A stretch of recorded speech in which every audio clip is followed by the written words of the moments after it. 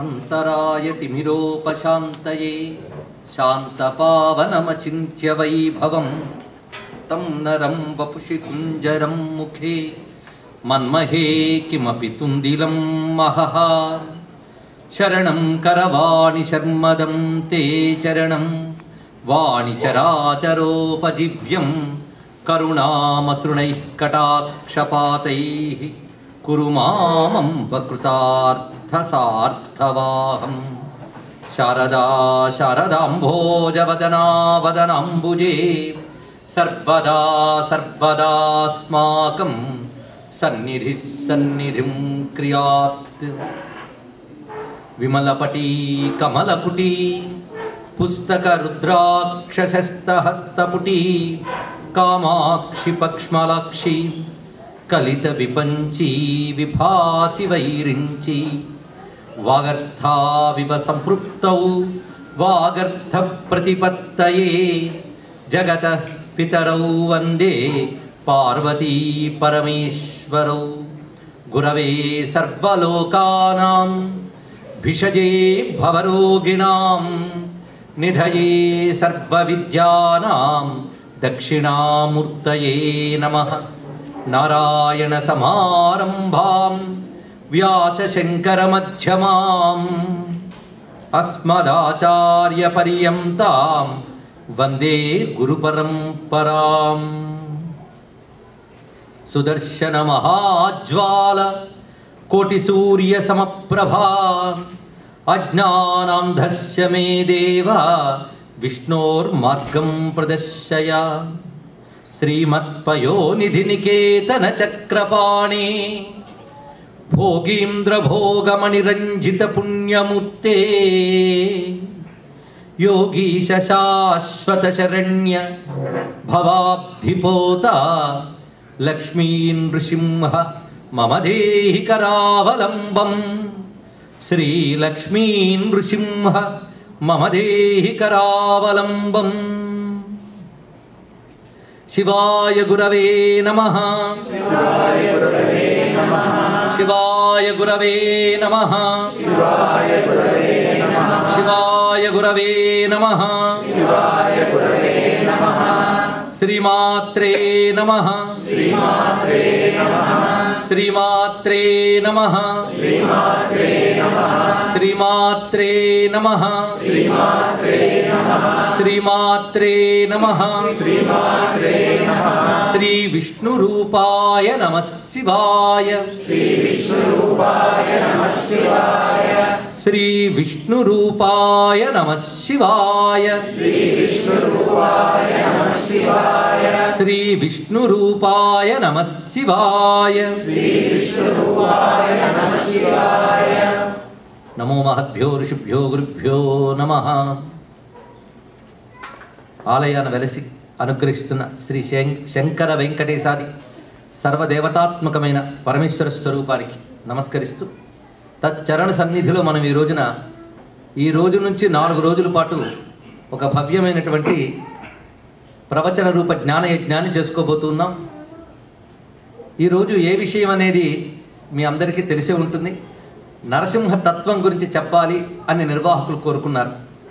నరసింహ తత్వం, ఈ ప్రశ్న చాలా చిత్రమైనది. ప్రశ్న అంటే క్వశ్చన్ అర్థం కాదు, ఒక విషయాన్ని గురించి సమగ్రంగా చర్చిస్తే దానికి ప్రశ్న అని పేరు. అందుకే ప్రశ్న అన్నాం. ఇక్కడ నరసింహతత్వం గురించి ప్రస్తావన చేయడం అనేటువంటి విషయం ఉన్నదే. ప్రహ్లాద చరిత్ర అని అందరికీ తెలుసు. మరి నరసింహతత్వం ఏమిటి? ప్రహ్లాద చరిత్రలోనే నరసింహతత్వం వస్తుంది మనకి నిజానికి. కానీ నరసింహతత్వం అని పేరు పెట్టడంలో విశేషం ఏంటంటే, ప్రహ్లాద చరిత్ర కంటే నరసింహమూర్తిగా ఎక్కువ ప్రాధాన్యం ఇస్తూ ప్రస్తుతం మనం ప్రసంగాన్ని కొనసాగించాలి అనేది శీర్షికలో ఉన్నటువంటి ప్రధానమైన ఉద్దేశం. సాధారణంగా మనకు ప్రహ్లాద చరిత్ర ఎక్కడితో పూర్తవుతుందంటే, స్తంభం నుంచి స్వామివారు వచ్చి హిరణ్యకశిపుని సంహారం చేయడంతో పూర్తయిపోతుంది. కానీ నరసింహతత్వం అక్కడి నుంచే మొదలవుతుంది. అందుకు ఆ విశిష్టమైన నరసింహతత్వ ఆవిష్కారానికి స్వామివారిని శరణు పెడుతూ ప్రారంభించుకుందాం.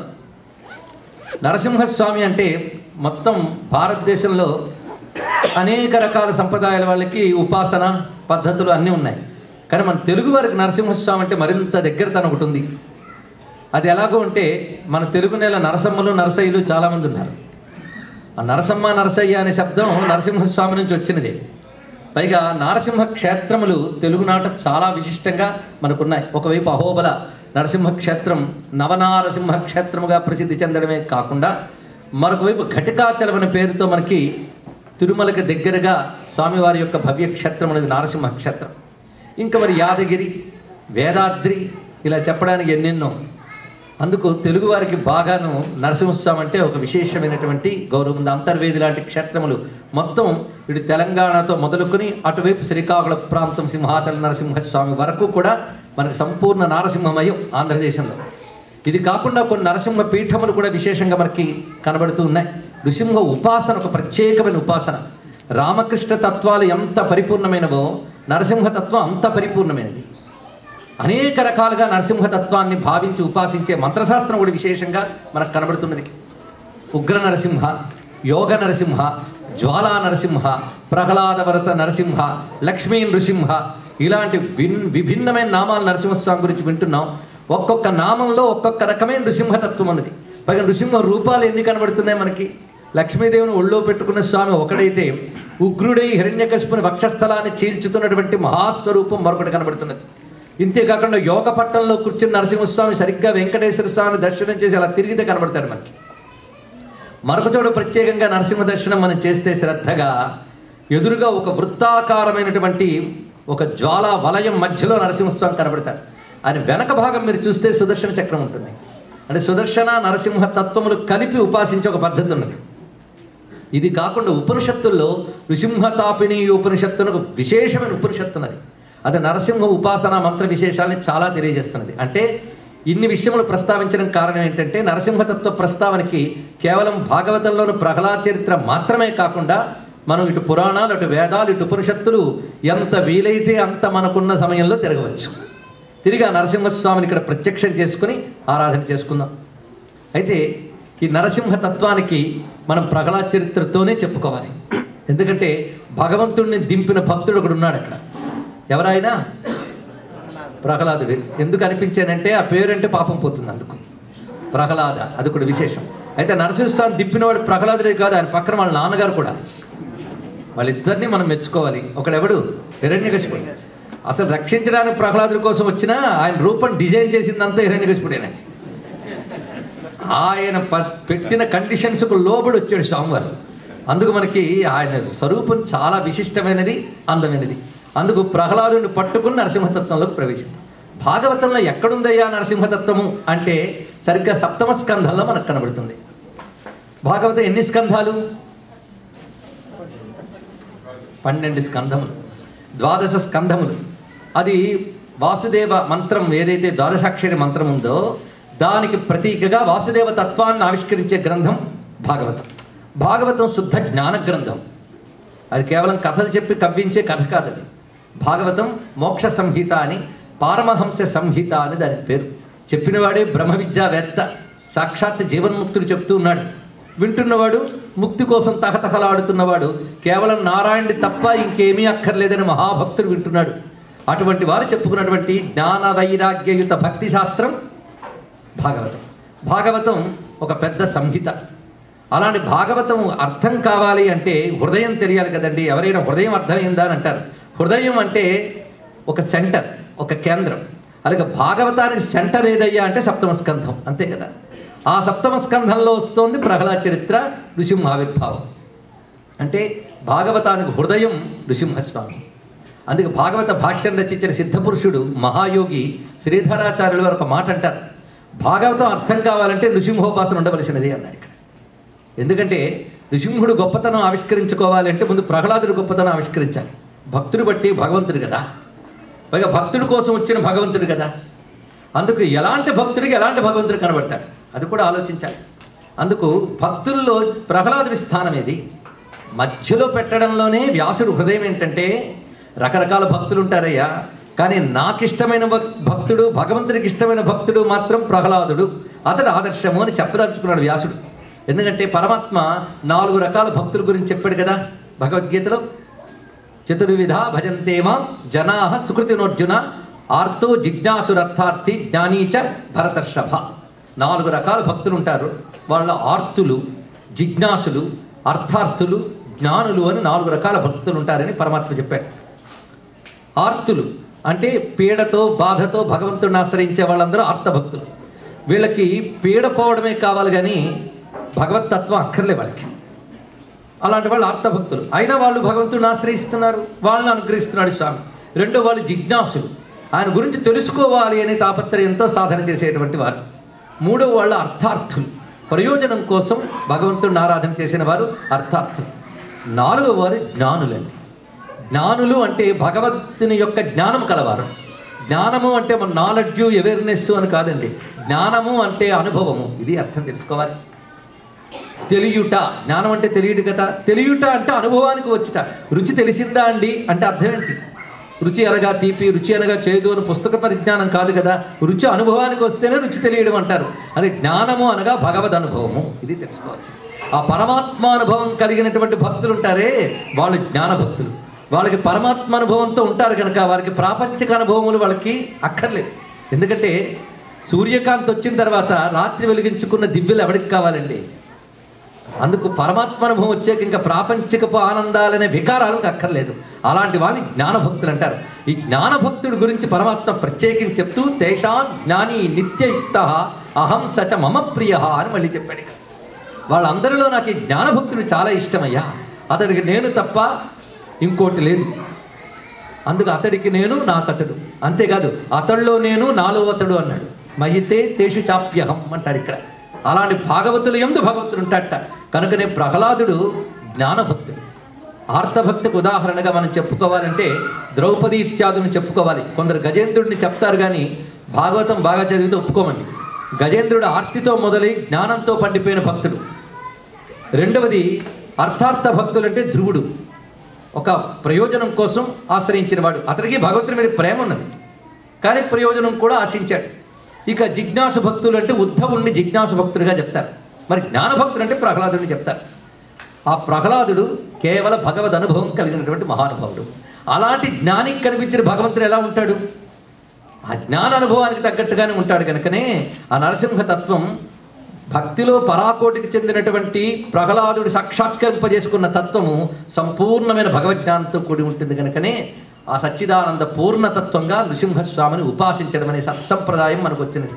ఈ ప్రహ్లాదుడి గురించి మనం చెప్పాలి అంటే ఇతని తండ్రి ఎవరండి? హిరణ్యకశిపుడు. ఈయన గారికి తపస్సు వల్ల వచ్చిన వరములు ఉన్నాయి. పైగా ఆయన వరాలు ఏం కోరుకున్నాడంటే అజరత్వం అమరత్వం కోరుకున్నట్ట. అంటే ముసలితనం లేకుండా ఉండాలని, చావకుండా ఉండాలని అని. అంటే చావు తప్పించుకోవడానికి ఎవరి తెలివితేటలు వాళ్ళు చూపించారు.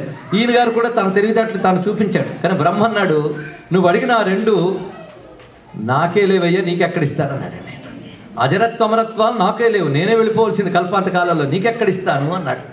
గట్టిగా ఆలోచించాడు, తెలివిగా ఆలోచించి బ్రహ్మకే తికమక పెట్టే వరం కోరాడు. ఆ వరం ఏమిటి? ఇంట కానీ బయట కానీ లోపల కానీ వెలుపల కానీ చీకటి కానీ వెలుగు కానీ ప్రాణమున్నవి కానీ ప్రాణము లేనివి కానీ. అబ్బా ఎంత ఆలోచించాడు!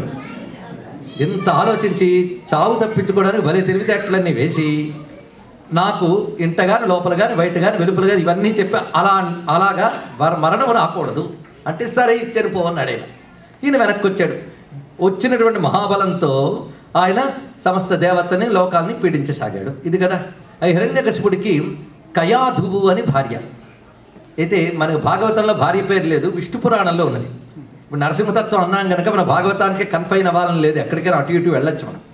అది విష్ణు పురాణంలో చెప్తున్నాడు కయాధువు. అయితే లీలావతి అని కొందరు పేరు చెప్తూ ఉంటారు. లీలావతి అని పేరు భాగవతంలో లేదు. మధ్యలో పోతన గారు పద్యం రాస్తూ లీలావతిని అని స్త్రీగా ఆమెను ఉద్దేశించి రాశారే తప్ప పోతన గారు కూడా పేరు చెప్పలేదు. అయితే ఏ పేరు పెట్టకపోతే బాగుండదని తర్వాత వాళ్ళు లీలావతి అన్నారు కానీ వాడి పేరు కయాధువు. వాళ్ళకి మొత్తం 4 పుత్రులండి. ఒకడు హ్లాదుడు, సంహ్లాదుడు, సుహ్లాదుడు, ప్రహ్లాదుడు. 4 పుత్రుడు. హ్లాద శబ్దం చాలామందికి తెలిసి ఉంటుంది. ఆహ్లాదం అని అంటూ ఉంటాం కదా, అదే హ్లాదం అంటే. హ్లాదం అంటే ఆనందం అని అర్థం. ఆనందంలో వెరైటీస్. హ్లాద, సుహ్లాద, సంహ్లాద, ప్రహ్లాద 4 పెట్టాడు. అందులో 3 పర్వాలేదు, అచ్చం రాక్షస పిల్లల్లా హాయిగా పెరుగుతున్నారు. హిరణ్యకశిపుడికి కూడా తృప్తిగా ఉంది. ఒక్క 4వ వాడే వాళ్ళకి విరుద్ధంగా కనబడుతున్నట్ట. ఎలా కనబడుతున్నాడంటే వైకుంఠ చింతా వివర్జిత చేష్టుడై ఒక్కడు నేడుచు నొక్క చోట. అశ్రాంత హరిభావనారూఢ చిత్తుడై ఉద్ధతుడై పాడు నొక్కచోట విష్ణుడింతయ కాని వేరుండు లేదని ఒత్తిలి నగుచుండు ఒక్కచోట పలుకు నొక్కచోట పరమేశ కేశవు ప్రణయహర్ష జనిత బాష్ప సలిల మిళిత పులకుడై అలా ఉన్నట్ట మహానుభావుడు. ఎల్లవేళలా భగవతత్వాన్ని ఆయన అనుభవానికి తెచ్చుకుంటూ నిరంతరం ఆయన గుర్తుకొచ్చినప్పుడల్లా ఆనందిస్తూ ఆయన మర్చిపోతే దుఃఖిస్తూ ఎప్పుడైనా సర్వవ్యాపకుడు భగవానుడు ఆయన లేనిదెక్కడా అని కలగ్గానే ఒక్కసారి లేచి చిందులు వేస్తూ నలినాక్షుడను నిదానము కంటి నేనని ఉబ్బిగంతులు వేయిచు నొక్కచోట. ఒక్కసారి మౌనంగా ధ్యానంగా ఉంటాడు, ఒక్కసారి ఎలుగెత్తి గిట్టని చేస్తాడు, ఒక్కసారి నవ్వుతాడు, ఒక్కసారి ఏడుస్తుంటాడు. చూసేవాళ్ళకి ఎలా కనబడుతుందండి? పిచ్చి వాళ్ళకి కనబడ్డాడు. సహజం. బాలోన్మత్త పిశాచవత్ అని. ఎప్పుడైనా యోగుల స్థితి బాలుల వలె, ఉన్మత్తుల వలె, పిశాచాల వలె, పిశాచం పట్టిన వాళ్ళ వలె ఉంటుందిట. వీడికి ఎక్కడ అర్థమవుతుంది? హిరణ్యకశిపుడికి అర్థమైతే హిరణ్యకశిపుడు ఎలా అవుతాడు? వాడు రాక్షస బుద్ధికి అర్థం కాలేదు. ఇప్పటికి కొందరు భగవంతుడి తత్వంతో తన్మయులు అవుతుంటే నాస్తికులకు అర్థం కాదు. అప్పుడు మనకి హిరణ్యకశిపుడు అర్థమైతే సరిపోయింది. వాళ్ళకి ఎందుకు అర్థం కాలేదు, మనకు అర్థమైపోతుంది. మొత్తానికి హిరణ్యకశిపుడు ఇతడిని చూసి ఓహో ఇతడు జడుల్లా అయిపోతున్నాడు, ఈ జడత్వం పోవాలంటే చదువని వాడు అజ్ఞుండగు చదివిన సదసద్వివేక చతురత కలుగున్ చదువగ వలయును జనులకు చదివించిన ఆర్యులొద్ద చదువుము తండ్రి. లిటరసీ గురించి గొప్ప పద్యం ఎప్పుడో వచ్చిందండి మనకి. కనుక చదువు అది చాలా ముఖ్యం కనుక వీడికి విద్యాభ్యాసంలో పెట్టాలి అని వాళ్ళ కులగురువైన శుక్రాచార్యుల యొక్క ఆశ్రమానికి పంపారు. అప్పుడు శుక్రాచార్యుల వారు ఏ తపస్సులో ఏమున్నారో కానీ వాళ్ళ పుత్రులు చండామార్కులు గురువులయ్యారు. అక్కడికి వెళ్ళాడు, విద్య నేర్చుకుంటూ ఉన్నాడు. ఏదో పిల్లాన్ని విద్యకు పంపాడో లేదో తండ్రి సరదా తండ్రిది. అదేదో ఆయన గురించి తెలుసుకోవాలని ఉబలాట పడిపోయాడు. ఉబలాట పడిపోయి పిలిపించాడు. పిల్లాడు చదువు ఎలా ఉందో తెలుసుకుందామని గురువులు పట్టుకొచ్చేటండి. వస్తూనే వెంటనే పిల్లాడిని ఎత్తుకుని ముద్దు పెట్టుకుని తల నిమిరి అంటున్నాడు, ఏం చదివేవో చెప్పు నాయనా అని. ఆ పక్కన ఉన్న వాళ్ళు అందరూ ఉంటారు కదండి, అంత సభలో ఉన్న వాళ్ళైనా ఇంకా చదువుతున్నాడు లేదు అప్పుడే తొందరైన వాళ్ళు అనుకుంటారు లేదా బయట అనకపోయినా. మనం ఎవరైనా పిల్లలున్న ఇంటికి వెళ్తే మా పిల్లాడు యూకేజీ చదువుతున్నాడండి చెప్పురా రైమ్స్ అంకుల్కి అంటాడు వాడు. వాడు ట్వింకిల్ ట్వింకిల్ అంటూ ఉంటే ఈ అంకుల్కి మాత్రం విసుగ్గానే ఉంటుంది, కానీ వీడికి మాత్రం తన కొడుకు తొక్కు పలుకులు చాలా ముద్దుగా ఉంటుంది. ఎన్ని మార్లు వినలేదు, కానీ వాడు వచ్చినందుకు ఇంటికి వచ్చినందుకు భరించక తప్పదు. కానీ ఆ తల్లిదండ్రులకి మాత్రం వాడు ఎన్ని మార్లు అన్నా అది సంతోషం. సైకాలజీ అండి, మానవ స్వభావం. ఆ తల్లిదండ్రులకి వాళ్ళ పిల్లాడు పలికే ఆ రైమ్స్ అవన్నీ బ్రహ్మ విద్యలా వినిపిస్తూ ఉంటాయి. ఏం చేస్తాం? అలాంటి సైకాలజీ మానవ స్వభావం మీద ఆధారపడి పురాణ కథలు ఉంటాయి కనుకనే అవి ఇప్పటికీ ఇంత సజీవంగా మనకు నిలిచిపోయి ఉన్నాయి. ఎంత గొప్ప మాట చెప్తున్నాడు చూడండి. అనుదిన సంతోషణములు జనిత శ్రమ తాప దుఃఖ సంశోషణములు తనయుల సంభాషణములు జనకునకున్ కర్ణయుగల సద్భూషణములు. అనుదిన సంతోషణములు ఎన్ని మార్లు విన్నా వింటున్న కొద్దీ ఆనందం కనిపిస్తూ ఉంటుంది. ఎంతో కష్టపడి ఆఫీసులో పనిచేసి ఇంటికి రాగానే పిల్లాడి నాన్న నాన్న తొక్కు పలుకులు పలుకుతూ ఉంటే ఆ శ్రమంతా మర్చిపోతాం. అందుకే జనిత శ్రమ తాప దుఃఖ సంశోషణములు తనయుల సంభాషణములు జనకులకున్ కర్ణయుగల సద్భూషణములు. ఎంత గొప్పగా చెప్పాడండి ఇక్కడ అని చెప్పి ఏం చదువుతున్నానన్నా అని అంటూ నువ్వేం చదువుతున్నావో చెప్పునంటే పర్వాలేదండి, నువ్వు చదివిన దాంట్లో నువ్వు ఏది గొప్పదనుకుంటున్నావో చెప్పన్నాడు. ప్రశ్నే అది. వెంటనే మొదలుపెట్టాడు. అబద్ధం అంటే కదా. అచ్చపు చీకటింబడి గృహవ్రతులై విషయ ప్రవిష్టులై చచ్చుచు పుట్టుచున్మరల చర్విత చర్వణులైన వారికి కదా. అలాంటి వారికి ఏది కావాలయ్య అంటే ఎల్ల శరీరధారులకు ఇళ్లను చీకటి నూతి లోపలం ద్రెళ్ళక వీరునేమను మతి భ్రమణంబున భిన్నులై ప్రవర్తిల్లక సర్వమున్నతని దివ్య కళామయ మంచు విష్ణునందుల్లము చేర్చి తారడవి నుండుట మేలు నిశాచరగ్ని. ఫస్ట్ లెసన్ అండి ఇది.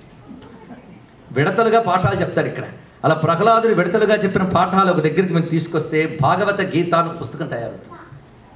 అధ్యయనం చేయదలుచుకుంటే సాధకులకి కాలక్షేపపు రీడర్స్ వేరండి, సాధకులైన రీడర్స్ వేళ్ళు వాళ్ళకి అద్భుతంగా పనికొస్తుంది. మొదలు పెట్టడం ఎలా పెట్టాడంటే ఎల్ల శరీరధారులకు. మానవులు ఎలా మాట్లాడతారంటే పుట్టాం పెరిగాం, సంపాదించడం కోసం చదువుకుంటాం, చదివిన తర్వాత సంపాదిస్తాం, సంపాదించుకున్న తర్వాత సంపాదనతో నేనే తినడం ఎందుకు అని మరొకరిని వివాహం చేసుకోవడం, సంతానాన్ని కనడం, వాళ్ళ ద్వారా మరొక సంతానం, వాళ్ళతో దుఃఖపడడం, చిట్ట చివరికి సెటిల్ అయిపోయాం అనుకుని చావడం. ఇది అందరూ చేస్తూనే ఉన్నారయ్యా.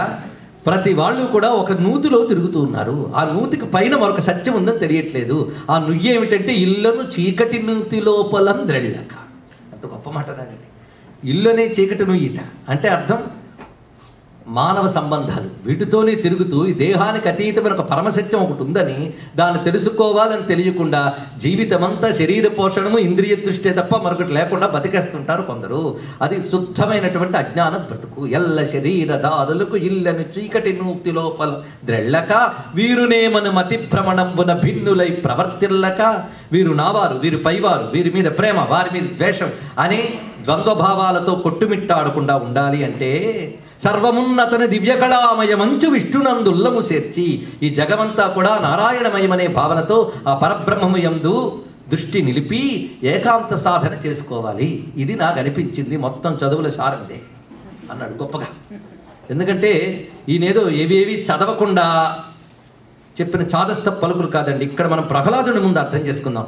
మన దృష్టిలో సినిమాలు చూసో ఇంకేవో చూసో ప్రహ్లాదుని అంటే నారాయణ నారాయణ నారాయణ అనుకున్న ఒక భక్తుడు, ఆయన నారాయణుడు వచ్చి రక్షించాడు అంటే మనకు ప్రహ్లాదుడు సరిగ్గా అర్థం కాలేదు. ప్రహ్లాదుడు జ్ఞాని, ఇది గుర్తుపెట్టి సామాన్యుడు కాడతను, గొప్ప మేధావి. అందుకే గురువులు చెప్పిన సర్వ విద్యలు పరిశీలించాడు. ఆయన పరిశీలించి అన్నాడు ఇవేవి దేనికి పనికిరానివే తీసి పారేశాడు ఆయన మహానుభావుడు. అందుకే గురువులు ఎలా చదివారో అలా చదివించారు, అలా చదివెట్టారు. చదివినా తానన్నీ రూపించిన మిథ్యలని నిరూఢమనీషన్ అంటారు ఇక్కడ పోతన గారు గొప్ప మాట. ఈ విద్యలన్నీ కూడా భుక్తయే నటు ముక్తయే, జీవుడికి కావలసిన పరమార్థాన్ని ఇవివ్వవు. ఇవి మిథ్యాత్మకమైన జ్ఞానమే తప్ప ఇవి సత్య జ్ఞానము కావు. మిథ్య అంటే జ్ఞానముల్లా కనబడితే జ్ఞానం కాదు. అసలైన జ్ఞానం ఏది? దేవాతగ నిన్ను తెలుపునదే విద్య, అంతే కదండి. పరమాత్మకు సంబంధించిన విద్యనే పరావిద్య అంటారు. మిగిలిన అపరావిద్యలే. ఇవి దేనికి పనికొస్తాయి? ఈ శరీరంతో అయిపోయాయి, మరి శరీరంలోకి తీసుకుపోతే వ్యర్థములు అని తెలుసుకున్నాడు. ఎవరు తెలివైన వాడు కనుక. మనకి ఇంకా అలా అనిపించట్లేదండి అంటే ఇంకా తెలివి రాలేదని అర్థం అనమాట. ప్రహ్లాదునికి తెలివి ఉంది. నిరూఢమనీష, ఎంత గొప్ప శబ్దం అండి, ఒక యోగ శబ్దం ఇది. అలాంటి వాడు అందుకే చెప్తున్నాడు నాన్నకి పడతా రడవి నుండుట మేలు నిశాచర అగ్రణి. గొప్ప మాట ఇక్కడ. రాత్రిపూట తిరిగే వాళ్ళల్లో గొప్పవాడా, ఇది సంబోధన. రాత్రిపూట అంటే చీకట్లో తిరిగే వాళ్ళల్లో గొప్పవాట, అంటే అజ్ఞానంలో తిరిగే వాళ్ళలో నువ్వు కింగివి, అది చెప్పడం. ఆ సంబోధన ఎంత గొప్పగా ఉంది. ఈ అజ్ఞానం నుంచి బయటపడాలి అంటే తారడవి నుండుట మేలు. ఏమండి, పిల్లాడికి చదువు చదివించగానే రాగానే ఫస్ట్ లెసన్ మీరు అడవిపోతే బాగుండని చెప్తే ఏమైనా బాగుంటుందండి తండ్రిని? అడవికి పోవడం అంటే అర్థం ఏంటి అంటే ఏకాంతాన్ని ఆశ్రయించి చింతన చే. ఎప్పుడు లంపటం లంపటం, ప్రపంచం, బహిర్ముఖత్వం. ఎప్పుడు ఒక్కసారి అంతర్ముఖమైన సాధన లేదే, ధ్యానం లేదే. 2 నిమిషాలు కళ్ళు మూసి ఎరగమే నిద్దట్లో తప్ప ధ్యానం ఏది? అందుకు అంతర్ముఖ సమారాధ్య కదండి. అంతర్ముఖత్వంకి వెళ్ళాలి. అది తారడవి నుండుట మేలు అంటే అంతర్ముఖ దృష్టితో చింతన చేయి, విచారణ చేయి, ధ్యానం చేయి, తెలుసుకో పరతత్వాన్ని. ఇది చెప్పాడండి. విష్ణునందుల్లము చేర్చి. విష్ణు అంటే ఎవడు? సర్వవ్యాపకమైన బ్రహ్మము. కానీ హిరణ్యకశిపుడికి అర్థం కాలేదు. విష్ణు అంటే ఒక దేవతా విశేషం అనుకున్నాడే కానీ విష్ణు అనగా సర్వవ్యాపకమైన పరమాత్మని ఎరుక లేదు వాడికి. పరమాత్మ జ్ఞానం లేదు. దానితో వెంటనే కోపం వచ్చిందిట. కానీ పిల్లలు తప్పంటే పిల్లలు తప్పును ఒప్పుకోరండి తల్లిదండ్రులు. అదొక సైకాలజీ. తన పిల్లాడు పడిపోతే ఎవడు తోసాడని చూస్తాడు కానీ వాడే పడిపోయాడు అనుకోడు. కనుక తప్పు ఎక్కడో పైన ఉండాలి. అందుకే ఏం చేస్తావయ్యా, గురువులు పోరగా చూశాడు. ఇవా నేర్పినది. పిల్లలదేముంది? ఎట్టాడిన నట్టాడుదురిట్టిట్టని పలుక నెరుగరితరుల శిశువుల్ దట్టించి ఎవరేమని పట్టించురు బాలకునకు పరపక్షం. ఇది అందమైన తెలుగు పద్యం అనిపించట్లేదా? కొందరు అంటూ ఉంటారు, 3 రోజు ఇంగ్లీష్లో చెప్తే బాగుండండి అని. నాకేం పర్వాలేదు, కానీ అందమైన తెలుగును మనం కోల్పోతున్నామని అనిపించకపోతే చాలా బాధ అండి. అమ్మకి దూరమయ్యాం అని బాధ రాకపోయినా, తెలుగుకి దూరమయ్యామని బాధ రాకపోయినా పుట్టి ప్రయోజనం ఏముందండి? అది గ్రహించవలసింది. అందమైన ఇంత తెలుగు పద్యాలు మనం కోల్పోవడమే కాదు, మన పిల్లలకు కూడా అందనేయట్లేదు. అవునా లేదా? ఒక్కసారి ఆలోచించండి. ఎన్ని నేర్పట్లేదు. మొన్న మధ్య ఎక్కడ చూసాం, ఎలాగో ఖాళీగా ఉన్నావు కదరా ఫ్రెంచ్ నేర్చుకోకూడదు. ఇక్కడ కాదండి నేను అంటున్నది. హైదరాబాద్లో ఒక తల్లి వాళ్ళ అమ్మాయిని అంటుంది, నీకు ఇంగ్లీష్ తప్ప తెలుగు కూడా రాదు, ఫ్రెంచ్ నేర్చుకోకూడదు ఖాళీలో. అంటే ఇంగ్లీషులో ఏదో ఫ్రెంచ్, కానీ తెలుగు నేలపై తెలుగుకి ఏమైందో నాకు అర్థం కాదు. ఏదో పోతన గారిని తలుచుకుంటే ఆవేదన కలిగింది తప్ప నరసింహతత్వంలో ఇది ఎందుకంటే మీరు నన్ను అనద్దు. నిజంగా తెలుగు పట్టిన స్థితి చూస్తూ ఉంటే నరసింహస్వామి రావాలని ప్రార్థన చేస్తున్నాను. ఎట్టాడిన నట్టాడుదురిట్టిట్టని పలుక నెరుగరు ఇతరుల శిశువుల్ దట్టించి ఎవ్వరేమని పట్టించురు బాలకునకు పరపక్షంబుల్. నాకు చూడగా చొజ్జమయ్యాడు కదా నా తండ్రి. నేను చూస్తే నాకు చాలా ఆశ్చర్యం వేస్తుంది. అయ్యా, ఎక్కడి నుంచి వచ్చింది ఈ బుద్ధి? ఇంట వంట వంట కూడా లేదే ఇలాంటిది అన్నాడు. మన ఇంట్లో లేదు, మన ఒంట్లో లేదు, మన వంటలో లేదు. ఇవి వచ్చేటటువంటి లక్షణం ఎక్కడా లేదు కదా. ఈ బుద్ధితా నీకు లోపల దోచును, పరులు దుర్నీతులు పఠింపించెరో, ఏకాంతంబున భార్గవులు పలికెనో. వాళ్ళకి పడ్డాయి నాకు. అక్కడ ఉన్నారు కదా గురువులు, వీళ్ళు కానీ చెప్పారా? అసలు మనకి ఇలాంటివి వద్దు, మన ఒంటికి పడవు. మనం చేయాల్సిన మంచి పనులు చాలా ఉన్నాయి. సురళం దోలుటయో, సురాధిపతులను సృష్టించుటో, సిద్ధులను పరివేధించుటయో, మునిప్రవరులను బాధించుటో, ఇవి మనం చేయాల్సిన ఘనకార్యాలు. ఎవడైనా సాధన చేస్తుంటే వెళ్ళి ఏడిపించడం, వాడి మీద దండయాత్ర, వీడి మీద దండయాత్ర, వాళ్ళవి లాక్కొచ్చి పెట్టుకోవడం, పోగు చేసుకోవడం, ఇది మనం చేయాల్సింది. హరియంచున్ గిరియంచు ఏలచెడ మోహాన్ దుండవై పుత్రక అని అన్నాడు. అనగానే గురువులు చూశారు. చెప్పు మేము చెప్పామంటున్నాడు. నువ్వేమంటావు అంటే వెంటనే చెప్తున్నాడు. విష్ణువుని వదిలేనన్నావు కానీ నా వల్ల కాదయ్యా, నన్ను ఏం చేయమంటావు? గొప్పగా చెప్తున్నాడు. మందార మకరంద మాధుర్యమునదేలు మధుపంబు ఓవునే మదనములకు, నిర్మల మందాకిని వీచగలదూగు రాయంచ చనునే తరంగిడులకు, లలిత రసాల పల్లవ కాదయే చొక్కు కోయిల చేరునే కుటజములకు, పూర్ణేందు చంద్రికా స్ఫురిత చకోర కంబు అరుగునే సాంద్రనీహారములకు, అంబుజోదర దివ్యపాదార వింద చిత్తనామృతపాన విశేష మత్త చిత్తం. ఎంత మత్తెక్కకపోతే ఇలాంటి సమాసం రాస్తాడండి మన పోతన గారు. మత్తు ప్రహ్లాదుడిదా పోతన గారిదో అర్థం కాదు కానీ ఏమిటా మత్తు అంటే నారాయణుని పాదపద్మాలు ధ్యానించడం అనే ఆనంద మకరందాన్ని పానం చేసి మత్తెక్కిపోయిన చిత్తన్నాడు. అంబుజోదర దివ్య పాదార వింద చింతనామృత పాన విశేష మత్త చిత్తము, ఏ రీతి ఇతరము చేరనేర్చు వినిత గుణశీల మాటలు వేయునేలా. గొప్ప మాట నాడని అర్థం కావాలే కానీ 1000 మాటలు చెప్పిన మాత్రం అర్థమవుతుందా? మందార మకరంద మాధుర్యమున తేలు మధుపం. మందారం అంటే అర్థం ఏంటి? మనం అనుకునే హైబిస్కస్ పువ్వు కాదండి. మందారం అంటే కల్పవృక్ష కుసుమం అని అర్థం. కల్పవృక్ష కుసుమాల మకరందాన్ని ఆస్వాదించేటువంటి తుమ్మెద ఉమ్మెత్త పువ్వు దగ్గరికి రమ్మంటే వస్తుందా? ఎంత పాట! మదనము అంటే ఉమ్మెత్త పువ్వు అని అక్కడ అర్థం. కల్పవృక్ష కుసుమ మకరందాన్ని ఆస్వాదించిన తుమ్మెదను పట్టుకొచ్చి ఇది ఉమ్మెత్త పువ్వు అంటే ఎలా అనిపిస్తుందో, విష్ణు చింతనతో మైమరచిన నన్ను విషయ చింతన చేయమని అనడం కూడా అది అన్నాడండి. అనగానే పైగా నువ్వు వదిలే అంటున్నావే, నన్ను నేను వదలలేను, విడిచి రాలేను. ఇనుమ అయస్కాంత సన్నిధి ఎట్లు భ్రాంతమగు ఋషికేశు సన్నిధి ఆ విధమున కరగుచున్నది మనము దైవయోగమున చేసి. గొప్ప మాట. ఇనుము దగ్గర అయస్కాంతం పెడితే వెంటనే ఆకర్షిస్తుందయ్యా. అదేవిధంగా నాకు ఆయనంటే ఆకర్షణ. ఇనుముకి అయస్కాంతం ఆకర్షణ అనేది ఎంత సహజమో నాకు విష్ణువు అంటే ఆకర్షణ అంత సహజం. కనుక నేను విడిచిపెట్టలేను అన్నాడు. ఇక్కడ చూడండి, ఈ మాట కొంచెం గట్టిగా ఆలోచించాలండి. విష్ణువు అయస్కాంతం లాంటివాడు, జీవుడు ఇనుము లాంటివాడు. వీళ్ళిద్దరికి ఆకర్షణ సహజం కదా. ఇదే చెప్పేట రామకృష్ణ పరమహంస గారు ఒకప్పుడు శిష్యులతో, భగవంతుడికి జీవుడికి ఆకర్షణ సహజమయ్యా, అందుకే ఎప్పుడైనా సరే జీవుడు దేవుడి చేత ఆకర్షింపబడవలసినదే అన్నారు. అంటే వెంటనే ఒక శిష్యుడు లేచేట ఉన్నమాట ఒప్పుకున్నాడు. మీరు చెప్పారు కానీ నాకు మీరు ఎంత చెప్పినా భగవంతుడి మీద ఆకర్షణ కలగట్లేదండి, ఏమంటారు అన్నాడు. ఇప్పుడు మీ స్టేట్మెంట్ తప్పు. మీరేం చెప్పారు? జీవులకి దేవుడిపై ఆకర్షణ సహజం, కానీ నాకు కలగట్లేదు కదా, అటువంటిప్పుడు తప్పు కదా అన్నట్టు. కానీ ఆయన నేను చెప్పింది నిజమే, నువ్వు చెప్పింది నిజమే అన్నట్టు. ఎలాగో అంటే ఇనుముకి అయస్కాంతానికి ఆకర్షింపబడిన సహజమే కానీ ఆ ఇనుము బురద గుంటలో కూరుకుపోతే అయస్కాంతాన్ని ఆకర్షించలేదు. అలాగే జీవుడు అజ్ఞాన మాలిన్యంలో పాప బురదలో కూరుకుంటే వాడు ఆకర్షింపడలేదు. ఇది తెలిస్తే నాకు ఎంత చెప్పండి భగవంతుడు అంటే పెద్ద రుచించదండి అంటే మనం ఎక్కడున్నామో మనకే తెలిసిపోతుంది. నేను చెప్పలేదండి, రామకృష్ణ పరమహంస పరమహంస వాక్యం. మరేం చేస్తాం, శిరస వహించవలసిందే. సరే చెప్తే హిరణ్యకశిపుడికి మహా కోపం వచ్చింది. కోపం రావడంతో వెంటనే గురువులు అన్నట్టు మరొక ఛాన్స్ ఇచ్చి చూడు, మళ్ళీ తీసుకెళ్తాను. ఎందుకంటే మేము చెప్తున్నాడు బాగా అప్పచెప్తున్నాడు, నీ దగ్గరికి వచ్చి చెప్తున్నాడు ఏంటో మాకు తెలియట్లేదు సరే అని మళ్ళీ తీసుకెళ్ళి పాఠాలు బాగా చెప్పారు. ఈసారి తండ్రి పిలిపించడం కదా, వాళ్ళు తయారు చేసి తీసుకొచ్చారు. ఎందుకంటే గ్యారంటీ ఈసారి వెళితే మనం చెప్పిన లెక్కలు చెప్తాడు, మ్యాథమెటిక్స్, ఇంజనీరింగ్ చెప్తాడు, అన్నీ చెప్పేస్తాడు. అంత చదువుకున్నాడు మొత్తం. త్రివర్గ పాఠములు, రాజనీతి, అర్థశాస్త్రం, కామశాస్త్రం, 3 శాస్త్రాలు బాగా చదివేశాడు. ఇప్పుడు వచ్చి చెప్తాడు చక్కగా అని సర్వశాస్త్రములు బాగా నేర్చుకుని రాజనీతిలో చెప్పబడ్డ అన్వీక్షకి, త్రయీ, వార్త, దండనీతి ఇలాంటి శాస్త్రం అన్నింటిలో ప్రవీణుడైపోయాడు. అర్థశాస్త్రంలో ప్రవీణుడైపోయాడు, సామాజిక శాస్త్రంలో ప్రవీణుడయ్యాడు. అన్నింటిలో గొప్పవాడే. ఎందుకంటే వాళ్ళు ఏమడిగితే చక్కగా వాళ్ళకే తెలియనంత గొప్పగా చెప్తున్నాడు. తయారు చేసి తీసుకొచ్చారండి. పైగా ముందు అమ్మ దగ్గర తీసుకెళ్ళారట. అమ్మ పిల్లాడిని ఎప్పటి నుంచో చూడాలనుకుంది కదా, ఆవిడకు ముద్దు పెట్టుకుని చక్కగా తయారు చేసి పంపించింది. నాన్న దగ్గరికి తెస్తున్నారు. ఆ వస్తున్న ప్రహ్లాదు వర్ణిస్తున్నాడండి. ఆ కనిపిస్తున్నవాడు అడుగడుగునకు మాధవాను చింతన సుధా మాధుర్యమున మేనుమరచువా అని అంభోజ గర్భాదుల అభ్యసింపగలేని హరిభక్తి పుంభావమైన వాని బ్రహ్మాది దేవతలకు కూడా విష్ణు భక్తి దొరకదండి. విష్ణు భక్తి ఎంత దుర్లభమో, దేవతలకు కూడా భక్తి దొరకడం మహా కష్టం. అయితే వాళ్ళకి విష్ణు అంటే తెలుసు, విష్ణు మహిమాన్వితులని తెలుసు, కానీ నిష్కపటమైన ప్రేమపూర్వకమైన భక్తి, జ్ఞానపూర్వకమైన భక్తి దేవతలకు కూడా దొరకదు. అందుకే భక్తుడు దేవతల కంటే గొప్పవాడు, ఇది గుర్తుపెట్టాలి. అయితే భక్తి మాత్రం అంత తేలిక కాదండి. అందుకే బ్రహ్మాది దేవతలకు కూడా సాధ్యం కాని భక్తి ఒక రూపం ధరించిందా అన్నట్టున్నాడు ప్రహ్లాదుడు అన్నాడు. ఈ మాట చాలా లోతైనది. ఎవరైనా భక్తి సాధన చేసే వాళ్ళు ఉంటే అందుకోగలరు ఈ మాట. ఒట్టి కవిత్వం దృష్టితో చూస్తే ఇది అర్థం కాదు అని మరొక్కసారి ఆ వాక్యం చెప్తాను.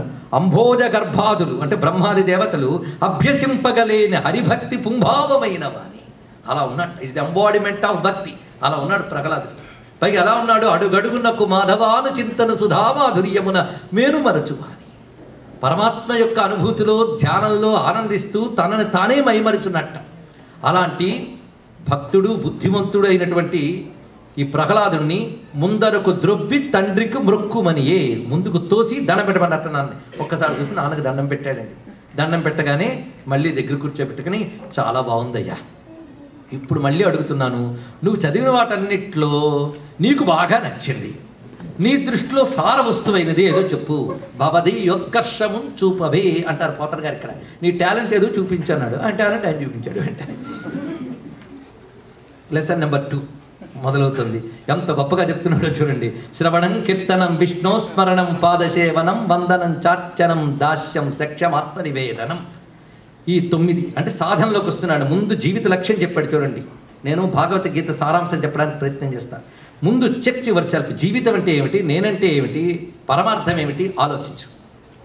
కేన కస్మిన్ కహ ఉపనిషత్తు చెప్తోంది ఈ ప్రశ్నలన్నీ. ఆ విచారణ మొదలుపెట్టిన తర్వాత చేయవలసిన సాధన ఏమిటంటే ఈ సర్వ విశ్వము ఎవడి చేతిలో ఉన్నదో ఆ పరమాత్మని ఏ విధంగా ఆశ్రయించాలి, ఇది పద్ధతి చూపిస్తున్నాడు. 9 రకాల మార్గాల్లో ఆశ్రయించాలి. శ్రవణం, కీర్తనం, విష్ణోః స్మరణం, పాదసేవనం, వందనం చ అర్చనం, దాస్యం, సఖ్యం, ఆత్మనివేదనం. ఇవి 9 పద్ధతులు అన్నాడు ఇక్కడ. ముందు భగవంతుని ఎలా ఆశ్రయిస్తామంటే శాస్త్రముల ద్వారా, గురువుల ద్వారా ఆయన గురించి వినాలి. ఎలా వినాలి? ఎంత గొప్పగా చెప్పాడు. శ్రవణ భక్తి ఎలా ఉంటుందో చూడండి. శ్రవణ భక్తి ఎలా ఉంటుందంటే ప్రియురాల గురించి చెప్తూ ఉంటే ప్రియుడు ఎలా వింటాడో అలా వినాలి అని చెప్పాడు. పురాణంలో చెప్పారండి. అంటే మనకు ఆ లాంగ్వేజ్లోనే చెప్తే అర్థమవుతుందని ఋషులకి తెలుసు అనమాట. వాళ్ళు అలా వింటారు. వాళ్ళకి ఇవేం అర్థం ఉండదు, కానీ ఆ కబుర్లు అలా కూర్చుని ఆ చెవి నొప్పి పెడుతున్నా అదే ఏముంటాయంటే నథింగ్, కానీ స్వీట్. అలా ప్రేమతో వింటారు. అది అంతేగాని మీరు అక్కడ చెప్తుంటే ఇక్కడ ఆవలిస్తూ ఉంటాను, నిద్రపోతామంటే వాడికి ఎన్ని జన్మలు ఎత్తితే బాగుపడతాడండి వాడికి. కనుక శ్రవణం, అలా శ్రవణం చేస్తారట. శ్రవణం చేయగా ఏ భగవంతుడి గురించి తెలిసిందో ఆయన గురించి ప్రేమగా కీర్తన చేస్తారట. కీర్తనం అంటే అది. అందుకని తొడలు పగలగొట్టుకుంటూ హార్మోనియం పెట్టి దొరికితే కానీ పాడలేనండి అంటే అది కాదు. ప్రేమగా తాను విన్న, తాను భావించిన భగవత్ స్వరూపాన్ని తిరిగి అనగలిగితే కీర్తన. శ్రవణం, కీర్తనం. తర్వాత స్మరణ. చూడండి, శ్రవణం శరీరంతో చేస్తున్నాం అంతే కదా, శరీరంతోనే చేస్తాం. మనం కూర్చున్నప్పుడు 50 మార్లు కొనికినా 51 మారైనా వినమా? గంటన్నర ఉపన్యాసం అయితే ఇంతసేపు కష్టపడి చెప్పాడు కదా, అరగంటైనా విందామని జాలి పుట్టదా అండి? కనుక శ్రవణం కొంతైనా జరుగుతుంది అక్కడ మనకి, అంతో కొంత శ్రవణం. అందుకు ముందు శరీరంతోనే శ్రవణ అంట. కీర్తన దేనితో చేస్తారు? నోటుతో కదా, వాక్. మూడవది స్మరణ, అది దేనితో చేస్తారు? కానీ భాగవతకారుడు ఎంత గొప్పవాడు అంటే ధ్యానం అని అనలేదని స్మరణ అన్నాడు. చాలా బాగుంది. ధ్యానం అంటే వినడానికి బాగుంటుంది కానీ చేయడానికి కష్టం, మహా కష్టం. కానీ ధ్యానము మానసిక కర్మే, స్మరణ మానసిక కర్మే. ఇదే ఆలోచించుకోండి. తలంచుకొనుట, ఇదంతా బాగుంది కదా.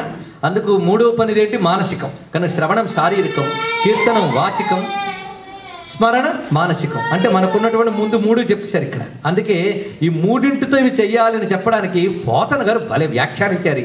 తనుహృద్భాషల సఖ్యము. అక్కడ మొదట్లో తనుహృద్భాషలు అనే పదం ఇచ్చారండి, పోతన గారు ఇచ్చారు. భాగవతంలో పోతన గారు ఇచ్చిన అర్థం అది. తనుహృద్భాషల, శరీరంతోనూ హృదయంతోనూ భాషతోనూ శ్రవణం, కీర్తనం, స్మరణం.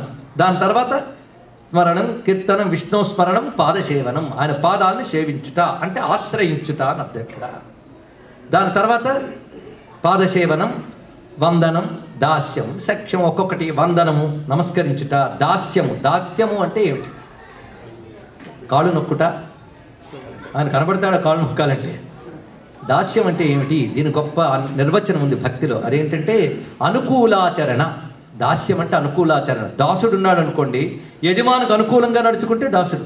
అలాగే భగవంతునికి అనుకూలంగా నడుచుకోవడమే దాస్యం. ఇది తెలుసుకో. భగవంతునికి అనుకూలంగా నడుచుకోవడం అంటే అర్థం ఏంటి? ఏది చేస్తే భగవంతునికి ప్రీతో శాస్త్రమని చెప్పే, ఆయన ప్రీతి కోసం ధర్మం చేస్తాట. అది అందుకే ధర్మం ఎందుకయ్యా చేస్తున్నా, సత్యం ఎందుకు పలుకుతావు? ఎవడైనా కనిపెట్టేస్తాడేమోనని సత్యం పలుకుతున్నానండి, అంతే కదా. కనిపెట్టకపోతే అసత్యమైనా పలుకుతాం, అలా కదా. కనుక దొరికితే దొంగ, దొరకకపోతే దొర సిస్టమ్ కాకుండా ఆయన సత్యప్రియుడు, ఆయన కోసం సత్యం పలుకుతున్నా, ఆయన కోసం ధర్మం చేస్తా అని అడుగడుగున ఏ ధర్మాచరణ చేసినా భగవత్ప్రీతిగా ఆచరిస్తూ, భగవద్ అనుకూలమైన బుద్ధి ఉంటూ, ఏ పని చేస్తే భగవంతునికి దగ్గర అవుతామో అవే చేస్తూ, ఏ పని చేస్తే దైవానికి దూరం అవుతామో వాటిని వదిలేస్తూ ఉంటే దానికి దాస్యం అని పేరండి. దాస్యభక్తి అంటారు ఇక్కడ. తర్వాత సఖ్యం, తర్వాత రావాల్సిందండి భగవంతుడితో స్నేహంట. ఎంత బాగున్నది! నిరంతరం ఆయన పట్ల మనకి దాస్యభావం ఉంటే తర్వాత సఖ్యభావం వస్తుంది, స్నేహభావం. స్నేహితుడితో చనువు ఉంటుంది కదా, భగవంతుడితో చనువు పెరిగిపోతుందండి. అంతేకాదు, స్నేహం అంటే ఏమిటో భాగవత శాస్త్రం గొప్పగా చెప్తోంది. విశ్వాస సఖ్య లక్షణం. స్నేహం ఏంటంటే నమ్మకం అండి, అంతే కదా. నమ్మకం లేకపోతే స్నేహం ఏంటి? మన స్నేహితుడే కానీ అంత నమ్మనండి అంటే వాడి స్నేహమే కదండి, దానికి ఇంకోది పేరు పెట్టుకోవాలి. సఖ్యం అంటే విశ్వాసం అంట. విశ్వాసం అంటే ఏంటో గొప్పగా చెప్పాడు చూడండి, ఎంత అద్భుతమైన నిర్వచనము. అది మనకు భగవంతుడిపై ఉంటే మన సఖ్యభక్తులం అయిపోయినట్టే. ఇది ఊరికిన వినడం కాదు, ఈ భక్తులు మనం ఏ మెట్టు దగ్గర ఉన్నామో ఆలోచించుకోవాలి. ఏ మెట్టు దగ్గర వినా లేకపోతే ఓ మెట్టు ఎక్కడ ఎరగడం ప్రయత్నం చేయాలి, అంతే. కనుక ఇప్పుడు సఖ్యభక్తిలో ఉండవలసింది విశ్వాసం. విశ్వాసం అంటే ఏమిటంటే, నేను భగవంతుడిని నమ్మేను కనుక నాకంతా మంచే జరుగుతుంది అనుకోవడం కాదుట. నేను భగవంతుడిని నమ్మాను కనుక నాకు జరిగేదంతా మంచి అనుకోవాలండి. చిన్న తేడా ఉంది చూసారా? భగవంతుడిని నమ్మాను కనుక అంతా మంచే జరుగుతుంది కాదు, అంటే వీడికి చెడ్డ అనిపిస్తే అని తిడతాడనమాట. కానీ సఖ్యభక్తిలో జరిగేదంతా మంచి, ఎంత గొప్ప భావం అది సఖ్యభక్తి. అది పాజిటివ్ థింకింగ్ డెవలప్ చేస్తుంది మనలో కొద్దిగా. ఈ సఖ్యభక్తి తర్వాత వస్తుంది ఆత్మనివేదనం. అంటే ఇంకా తాను తనది అనేది ఏదీ లేదు, అంతా ఆయనే అనే భావం ఏర్పడుతుంది. ఇంకా తాను తనదనే చింతన లేదు, అప్పుడు సర్వమున్న అతని దివ్య కళామయ మంచి ఏర్పడుతుందండి. అది ఆత్మనివేదనం. దాని తర్వాత శ్రద్ధగా విన్నారు కదా, మరి దాని తర్వాత అంటే చెప్పట్లేదు. దాని తర్వాత లేదు, అది ఇక్కడ ఆత్మనివేదంతా అయిపోయింది అల్టిమేట్. ఇంక తర్వాత ఏమున్నది? అయితే చాలామంది అనుకుంటారు ఒకదాని తర్వాత ఒకటి అని. ఒకదాని తర్వాత ఒకటి వచ్చినా రెండో దానికి వెళ్ళగానే ఒకటోది వదిలేసి, మూడో దానికి వెళ్ళి రెండోది వదిలేసి వెళ్ళదండి. 9 సిద్ధించాక 9 కలిసి చేస్తాడు. ఆత్మనివేదన చేసినా భగవంతుడి గురించి వింటాడు, భగవంతుడి కీర్తిస్తాడు, అవన్నీ కలిసి చేస్తాడండి 9 కూడా. కనుక నవవిధ భక్తులు ఒకదానితో ఒకటి అభివృద్ధి చెంది తర్వాత అన్నీ కలిసి పండిపోతాయండి. ఇది ఈ 9 భక్తి మార్గముల సర్వాత్మను హరిన్నమ్మి ఈ 9 మార్గములతో భగవంతుని ఆశ్రయించాలి. ఇది సాధనా పథాన్ని చెప్తున్నాడు ఇక్కడ. ఎందుకంటే ఒక సైన్స్ని ప్రజెంట్ చేసేటప్పుడు ముందు సాధన ఎలా ఉండాలో చెప్పాలి. ఇక్కడ భక్తి యోగములో సాధన పద్ధతులు ఇవన్నీ కూడా. భక్తి అనేది యోగం అయితే యోగ సాధన పద్ధతులు. కనుక భక్తి యోగంలో సాధన 9 విధములుగా సాగాల పరమాత్మ గురించి అని చెప్తూ, అయితే భగవంతుడి కోసం ప్రత్యేకంగా మనం ఆయన చేయాలి అంటే ఏవైనా ఎక్విప్మెంటు టూల్స్ బయట నుంచి కొనుక్కురావాలా? నీకిచ్చిన ఎక్విప్మెంట్ వాడుకుంటే చాలు చెప్పాడు. అంతే, ఇది గొప్ప సాధన. మనకిచ్చిన ఎక్విప్మెంట్ ఏమిటి? కమలాక్షు నర్చించు కరములు కరములు, శ్రీనాథు వర్ణించు జిహ్వ జిహ్వ, సురరక్షకును చూచు చుట్కులు చుట్కులు, శేషసాయికి మృక్కు శిరము శిరము, విష్ణునాకర్ణించు వీణులు వీణులు, మధువైరి తగిలిన మనము మనము, భగవంతు వలగును పదములు పదములు, పురుషోత్తముని మీది బుద్ధి బుద్ధి. నేను ఏం తెలుగు చేయక్కర్లేదు కదా, హాయిగా ఉంది. ఎందుకంటే తర్వాత ఉన్నాయి అందుకోసం. నీకు ఇచ్చినవి వాడు, నువ్వే కొత్తగా తెచ్చుకోవాలా? కమలాక్షు నర్చించు కరములు కర. నాకు భక్తుడు నవ్వాలని ఉంది కానీ ఏం చేస్తామండి, నా దగ్గర డబ్బు లేదు అంటే ఏది లేదో చూస్తున్నాడు కానీ ఏది ఉందో చూడండి. అందుకని నీకున్నవి వినియోగించు. అది మొత్తం మనకున్న ఇంద్రియముల యొక్క శక్తిని ప్రపంచం వైపు ఖర్చు చేస్తున్నామే, అది అటు తిప్పు అంతే. ప్రపంచం వైపు తిరిగే ఇంద్రియ ప్రజ్ఞని పరమాత్మ వైపు తిప్పడమే భక్తి అండి, అంతే. ఎంత సులభం! ప్రపంచం వైపు నుంచి పరమాత్మ వైపు తిప్పడమే. పెసరట్టు తిరగేసరికి తేలిక కాదు ఇది, అటు తిప్పడం మహా కష్టం. ఎవడో ఒక్కడు ధీరుడైన వాడు మాత్రమే అటు తిప్పుతాడు, మిగిలిన వాళ్ళందరూ ఇటే తిప్పుతాట. ఇటే అంటే ఎంత చెప్పినా బహిర్ముఖత్వమే, అంతర్ముఖత్వం ఏ ఒక్కడికో వస్తుంది అన్నాడు. అలా వస్తే వాడిని ధీరుడు అంటారు. అలా ధీరుడైన వాడే నిజంగా భగవంతుడిని ఆరాధించగలరు, మిగిలిన వాళ్ళందరూ నటించగలరు. మొత్తం వీకెండ్ వస్తున్న టెంపుల్ అంతా ఫుల్ అండి అంటూ ఉంటారు. చాలా సంతోషం, ఎందుకంటే ఎలాగోలో భగవంతుడిని ఆశ్రయించారు కదా.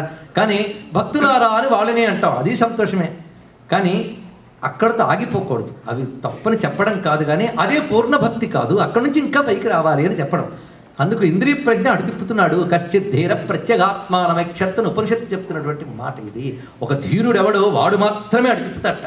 అలాంటి ధీరులే ఆరాధించగలరు కనుక ధీరా ధీర సమర్చిత అని అంటున్నాం లలితాంబ నామాల్లో, అవునా లేదా? కనుక అటువంటి ధీరుత్వం కావాలయ్యా. ఇంతవరకు చక్కగా చెప్పాడా ఇంద్రియాలన్నీ ఎలా వెళ్ళాలో. భగవంతు వలగొను పదములు పదములు. ఎవడు పాదాలు సార్థకము అంటే భగవంతుని చుట్టూ ప్రదక్షిణ చేసే పాదాలు సార్థకము, ఆయన్ని పూజించే చేతులు సార్థకము, ఆయన్ని కీర్తించే నోరు సార్థకము, ఆయన కథలు వినే చెవులు సార్థకము, అలంకృతమైన ఆయన భవ్యమంగళ విగ్రహాన్ని దర్శించే నేత్రములు సార్థకము. అంతేకాదు ఆఖరికి ఇంకో మాట చెప్తున్నాడండి. కుంభినీధవు చెప్పెడు గురుడు గురుడు, పురుషోత్తముని మీది బుద్ధి బుద్ధి.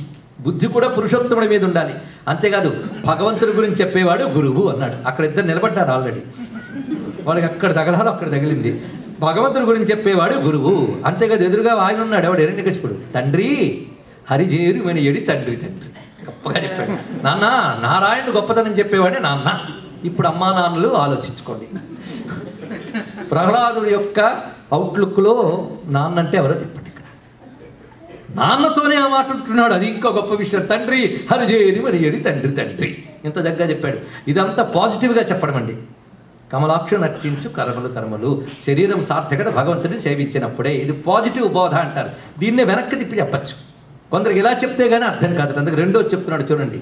కంజాక్షునకు గాలి కాయంబు కాయమే పవన గుంఫిత చర్మ భస్త్రిగాక వైకుంఠు పొగడని వక్త్రంబు వక్త్రమే ఢమఢమధ్వనితోడి ఢక్కగాక హరిపూజనము లేని హస్తంబు హస్తమే తరుషాకర్మిత దర్వికాక. గొప్పగా చెప్తున్నాడు కదా.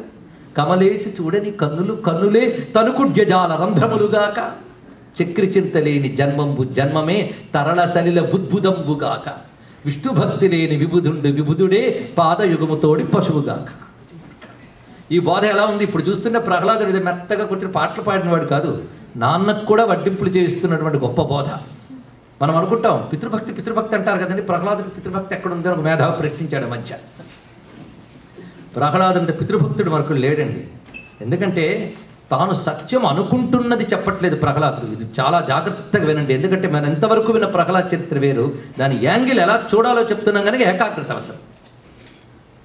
తాను సత్యం అనుకుంటున్నది ప్రహ్లాదుడు చెప్పట్లేదు, తాను సత్యముగా అనుభవిస్తున్నది చెప్తున్నాడు. ఇక్కడ ఇది తెలుసుకోవాల్సింది. అనుభవాన్ని చెప్తున్నాడు ఇక్కడ. తన అనుభవాన్ని, ఆ తోవలోకి వెళితే పాము కరుస్తుంది. ఎక్కడో చదివాను కాదు, నేను ఇళ్ళో పాముని చూశాను, కరవడం చాలామందిని చూశాను, కనుక ఆ తోవకు వెళ్ళొద్దండి అని చెప్తాడు వాడు. ఎందువల్ల? వాడికి అనుభవ జ్ఞానం. వాడు చూశాడు, వెళ్ళాడు, తెలుసుకున్నాడు, అందుకు వెళ్ళొద్దని చెప్తున్నాడు. వాడు అనుకుని చెప్పాడు, అనుభవించి చెప్పాడు, అనుభవంతో చెప్పగలిగాడు. అందుకు తన నాన్న చెడిపోకూడదు, తరించాలి, సత్యం తెలుసుకోవాలనేటువంటి భక్తితో, తండ్రి మీద భక్తితో చెప్తున్నాడు కనుక ఇంత మంచి పితృభక్తులు అనుకుంటున్నాడు. అంతేగాని తాను సత్యం అనుకుంటున్నది చెప్పట్లేదు, తాను అనుభవిస్తున్న సత్యాన్ని చెప్తున్నాడు ఇక్కడ. అందుకు బోధ రెండు రకాలుగా చేశాడు. ఏమని? భగవంతుడికి సేవించే శరీరమే శరీరము చెప్పడం ఒకటి, ఆయన సేవకు వినియోగించిన శరీరము వ్యర్థము అని చెప్పాడు. ఇది రెండవది. మొదటి దానికంటే రెండవది గట్టిగా ఉంటుంది. కానీ గురు బోధలు ఎప్పుడు రెండు రకాలుగా ఉంటాయి. ఒకటి ఇది చేస్తే బాగుపడతామని చెప్తారు, రెండవది చేయకపోతే సర్వనాశనం అయిపోతామని చెప్తారు. మొదటి దానికంటే రెండవది గొప్పగా నాటుకుంటూ ఉంటుంది. గురుబోధలన్నీ ఇలాగుంటాయి. ఒక్కసారి మీరు భగవద్గీత చదవండి. పరమాత్మ తస్మాత్ శాస్త్రం ప్రమాణంతే కార్యాకార్య వ్యవస్థితే, ఎప్పుడైనా శాస్త్రమే ప్రమాణంగా తీసుకోవాలి అని చెప్తాడు. ఎంత బాగుందండి. అలా కాకుండా శాస్త్ర విధిముత్సృజ్య వర్తతే కామకారత నచ్చ సిద్ధిం అవాప్నోతున సుగుణ పరాంగతి. శాస్త్ర విధిని అతిక్రమించి ఎవడు ప్రవర్తిస్తే వాడికి ఇహమో ఉండదు, పరం ఉండదు, నశించిపోతాడు, జాగ్రత్త అని చెప్పాడు. ఇంకో చోట అంటాడు శ్రద్ధావాన్ లభతే జ్ఞానం తత్పర సంయతేంద్రియ అంటాడు. శ్రద్ధ ఉన్న వాడికే జ్ఞానం అయ్యా అంటాడు ఒక చోట. ఇంకో చోట అంటాడు అజ్ఞశ్చ అశ్రద్ధ దానచ్చ సంశయాత్మ వినశ్యతి అంటాడు. శ్రద్ధ లేని వాడు నాశనం అయిపోతాడని చెప్పాడు అక్కడ. శ్రద్ధ ఉంటే బాగుపడతాడు, శ్రద్ధ లేకపోతే నాశనం అయిపోతాడు. బోధ రెండు రకాలుగా చేస్తేనే నాటుకుంటుందండి. సాధారణంగా మనం కర్ర ఒకటి పాతి పెట్టక మట్టి పెట్టి కింద కొడతాం. అలా మొదటిది నాటడం, రెండోది కొట్టి పెట్టడం. కనుక రెండు రకాల బోధ శాస్త్రంలో ఉంటుంది. కనుక ప్రహ్లాదుడు చెప్తున్నది శాస్త్రము, అందుకే ఈ మాట చెప్తున్నాడు. రెండో బోధ అంటే జన్మ చరితార్థం పరమాత్మ వైపు తిరిగినప్పుడే. ఇది ఇలాంటి విన్నాక జన్మ చరితార్థం చేసుకోవాలి, అవునా లేదా? ఈ మాట చెప్పాడు. ఇంకా అంటాడండి, అందేందు ఉదయముల్ మహాభదిర శంకారావముల్ మూక సద్గ్రంథాఖ్యాపనముల్ నపుంసక వధూకాంక్షల్ క్రోడ సద్గంధంబుల్ హరిభక్తి వర్జితుల రిక్త వ్యర్థ సంసారము. ఇదేం మాట అండి? ఎంత గట్టిగా చెప్తున్నాడు తెలుసా? అయ్యా నువ్వు భలే చెప్తున్నా కానీ మిగిలిన వాళ్ళందరూ బతుకులు కావా? మరి విడ్డూరం, అందరూ విష్ణు భక్తులు అయితేనే గొప్పవాళ్ళ, మిగిలిన వాళ్ళకి మాత్రం జీవితాలు లేవా అన్నట్ట. అంటే మిగిలిన వాళ్ళకి జీవితం ఉందయ్యా, కానీ విష్ణు భక్తి లేని వాడి జీవితం వాడికి దొరికిన ప్రయోజనం లేదు అన్నాడు. జీవితం ఎప్పుడు సార్థకమవుతుంది అంటే విష్ణు భక్తి ఉన్నప్పుడే. విష్ణు భక్తి లేని వాడి జీవితం ఎలాంటిది అంటే గుడ్డివాడికి దొరికిన వెన్నెల లాంటిది. ఎంత గొప్ప మాట! అంధేందూదయముల్, గుడ్డివాడికి వెన్నెలిస్తే ఏం ప్రయోజనం? అలాగే విష్ణు భక్తి లేని వాడికి జీవితం ఇస్తే ప్రయోజనం ఏంటి? జన్మ ఎంత వ్యర్థమో భగవద్భక్తి లేకపోతే ఎంత గట్టిగా చెప్తున్నాడండి. అంధేందూదయముల్ మహాబధిర శంఖారావముల్. ఎన్ని మార్లు వెళ్ళలేదే అలాంటి మాటలంటే అది కూడా చెప్తున్నానండి, చెవిటివాడి ముందు శంఖముదినట్లుగా. విష్ణు భక్తి లేని వాడికి ఆ జీవితం వ్యర్థము. ఎన్ని మాటలో! క్రోడ సద్గంధంబుల్, పందికి మంచి చందనం ఇస్తే ఏం ప్రయోజనం? విష్ణు భక్తి లేని వాడికి జీవితం ఉండి ప్రయోజనం ఉంది. ఇప్పుడు చూస్తుంటే ప్రహ్లాదుని భాష మెత్తగా లేదనమాట. సత్యం ఎప్పుడూ కఠినంగానే ఉంటుంది, భరించడానికి కష్టం. మేము కూడా ప్రహ్లాదుడు చెప్పాడని చెప్పేస్తే ఏం పర్వాలేదు, లేకపోతే కోపం కూడా వస్తుంది వింటే. కనుక హరిభక్తి వర్జితుల రిక్త వ్యర్థ సంసారం. రిక్త వ్యర్థ, ఎంప్టీ అండ్ వేస్ట్ రెండు చెప్పాడు ఇక్కడ. రిక్తం అంటే ఏమి లేదు, శూన్యం. ఇంకోటి వ్యర్థం, రెండు అయిపోయాడు ఇక్కడ. ఎంత చక్కగా బోధించారండి. బోధిస్తే కోపం రాదు? మరి వచ్చింది ఎవరికి? హిరణ్యకశిపుడికి. వెంటనే కోపం వచ్చి ఇదా మీరు చెప్పారు అని అంటే, పట్టుతర నీతి శాస్త్ర జయ పారకు చేసేది నంచు బాలు నీ వటుకుని పోయి వానికి అనర్హములైన విరోధి శాస్త్రములు కుటిలత చెప్పినాడు. భృగు ప్రవరండు వటంచు నమ్మితిన్ కటకట బ్రాహ్మణాకృతివి కాక యథార్థపు బ్రాహ్మణుండవి అన్నట్టు. అనగానే వాళ్ళు చెప్పేశారు, మేమేదో హోప్ పెట్టుకున్నాం కానీ మా వల్ల కాదు, ఇంకా తప్పులు లేవు మా వలన దానవనాథ విరోధి శాస్త్రములు చెప్పం. మేం చెప్పలేదు, మా ఇన్స్టిట్యూట్లోకి వచ్చి చెప్పే దమ్మ ఎవరికి లేదు. క్రూరులై పరులు చెప్పరు. మరి ఎంత ఎందుకయ్యే నీ పుత్రుడికి ఎలా వచ్చిందంటే ఇప్పుడు తెలుసుకున్నాం. ఇంతయు నైజ మనీష. ఇప్పుడైనా ఆయన ముందే చెప్పాడు, వీళ్ళకి అర్థం కాలే. నైజ మనీష, వాడి స్వభావ సిద్ధంగా పుట్టిన బుద్ధి ఇది తప్ప. కొందరికి స్వభావ సిద్ధంతో పుడతాయండి. ఎప్పుడైనా ధర్మము కానీ భక్తి కానీ మహాత్ములకి స్వభావ సిద్ధంగా పుడతాయి, సామాన్యులకి ప్రభావ సిద్ధంగా పుడతాయి. ఇది కూడా తెలుసుకోండి. స్వభావము, ప్రభావము, అభావమును మూడు ఉంటాయి. స్వభావము అంటే మహాత్ములకి సహజంగా వస్తుంది. రామచంద్రమూర్తి సత్యం వద అని చదువుకుని సత్యం పలకలే. సత్యం పలకడం ఆయన స్వభావం. మహాత్ముల ధర్మము స్వాభావికము. సామాన్యులు శాస్త్రం చెప్పింది, గురువుగారు చెప్తున్నారు, చేస్తే బాగుపడతా అంట, చెయ్యకపోతే దెబ్బతింటా అంట అని ప్రభావం పొంది చేస్తారు. వీళ్ళు ప్రభావ ధర్మం. మూడో వాళ్ళు ఉన్నారండి అభావం. వాళ్ళకి ఏం చెప్పినా రాదు. ఇక్కడ ఈయన ఎవరిది? ఇంతయు నైజ మనీష అంటే స్వభావం అయ్యా అన్నాడు ఇక్కడ. వాళ్ళు చెప్తే అప్పుడు అంత చెప్పినా అనాలా? చూడండి, వజ్జలు చెప్పని ఈ మతి. గురువులా చెప్పలేదు. పోనీ నాకు హెరిడిటరీగా వచ్చింది అంటే అది కూడా లేదు.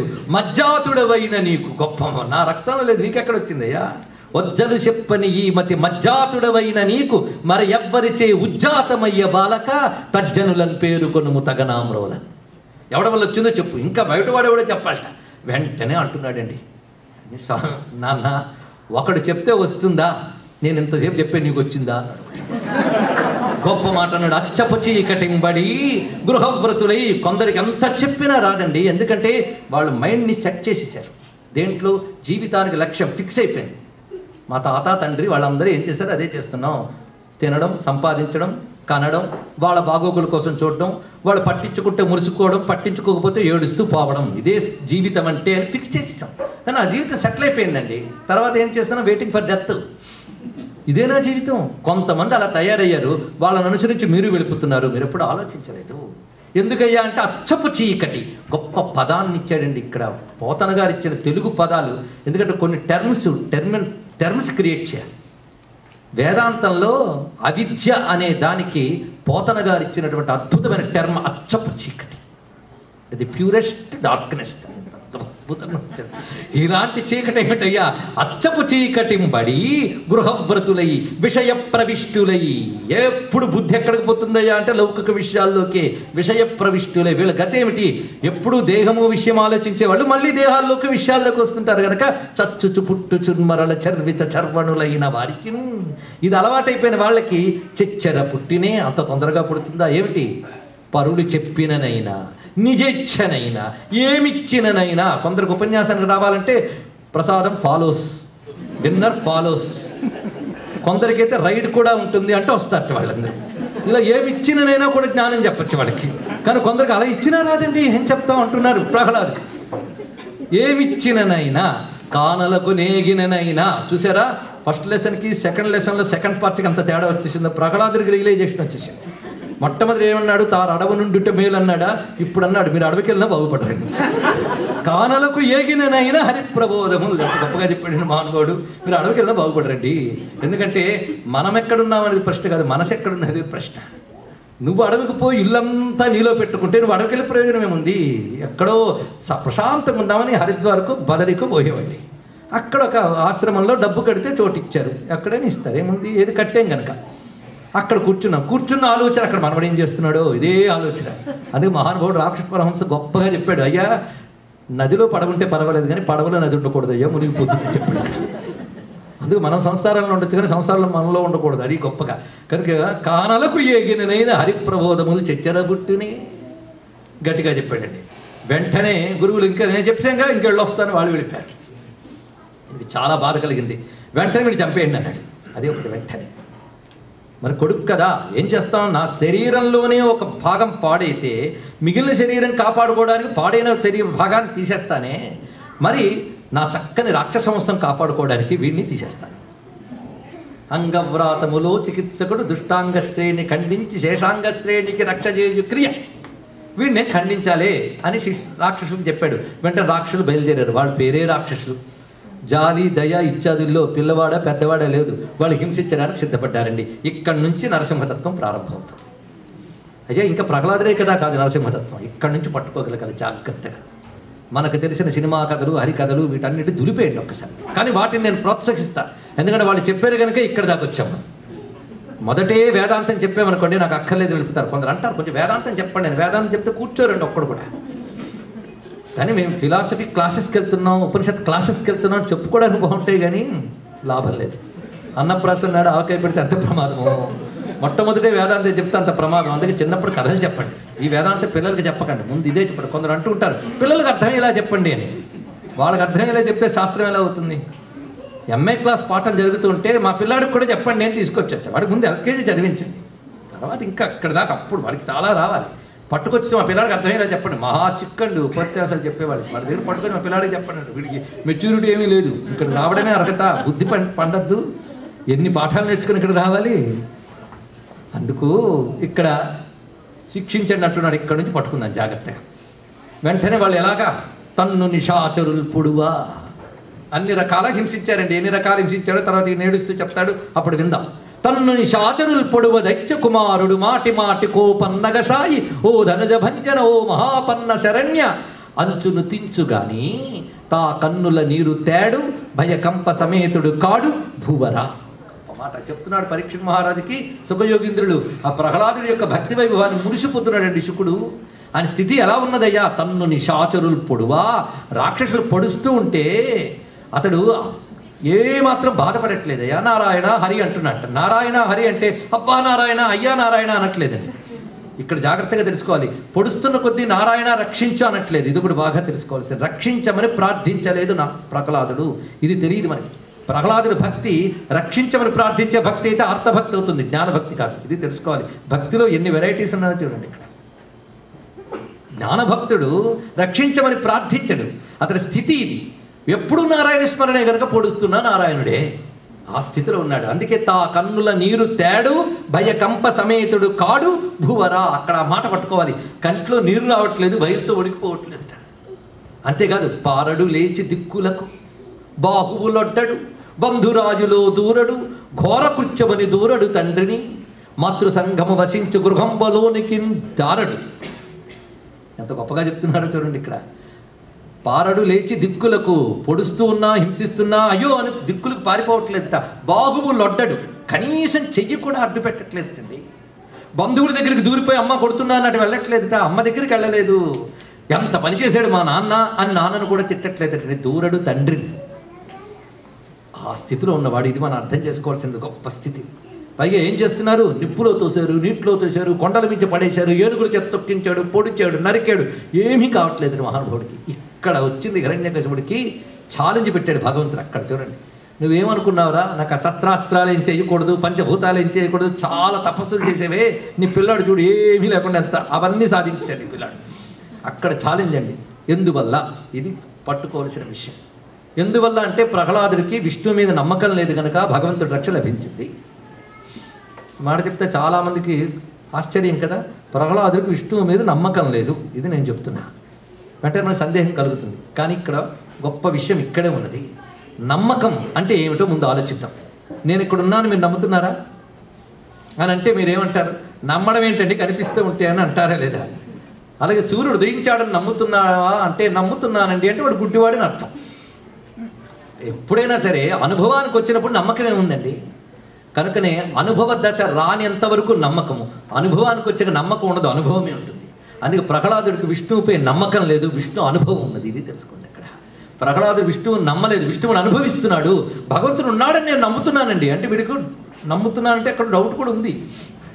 వాడికి నారాయణుడి తప్ప అన్యం లేదని అనుభవం ఉన్నది. నమ్మకాన్ని అనుభవానికి అది తేడా అండి. ఇది తెలుసుకోవాలి.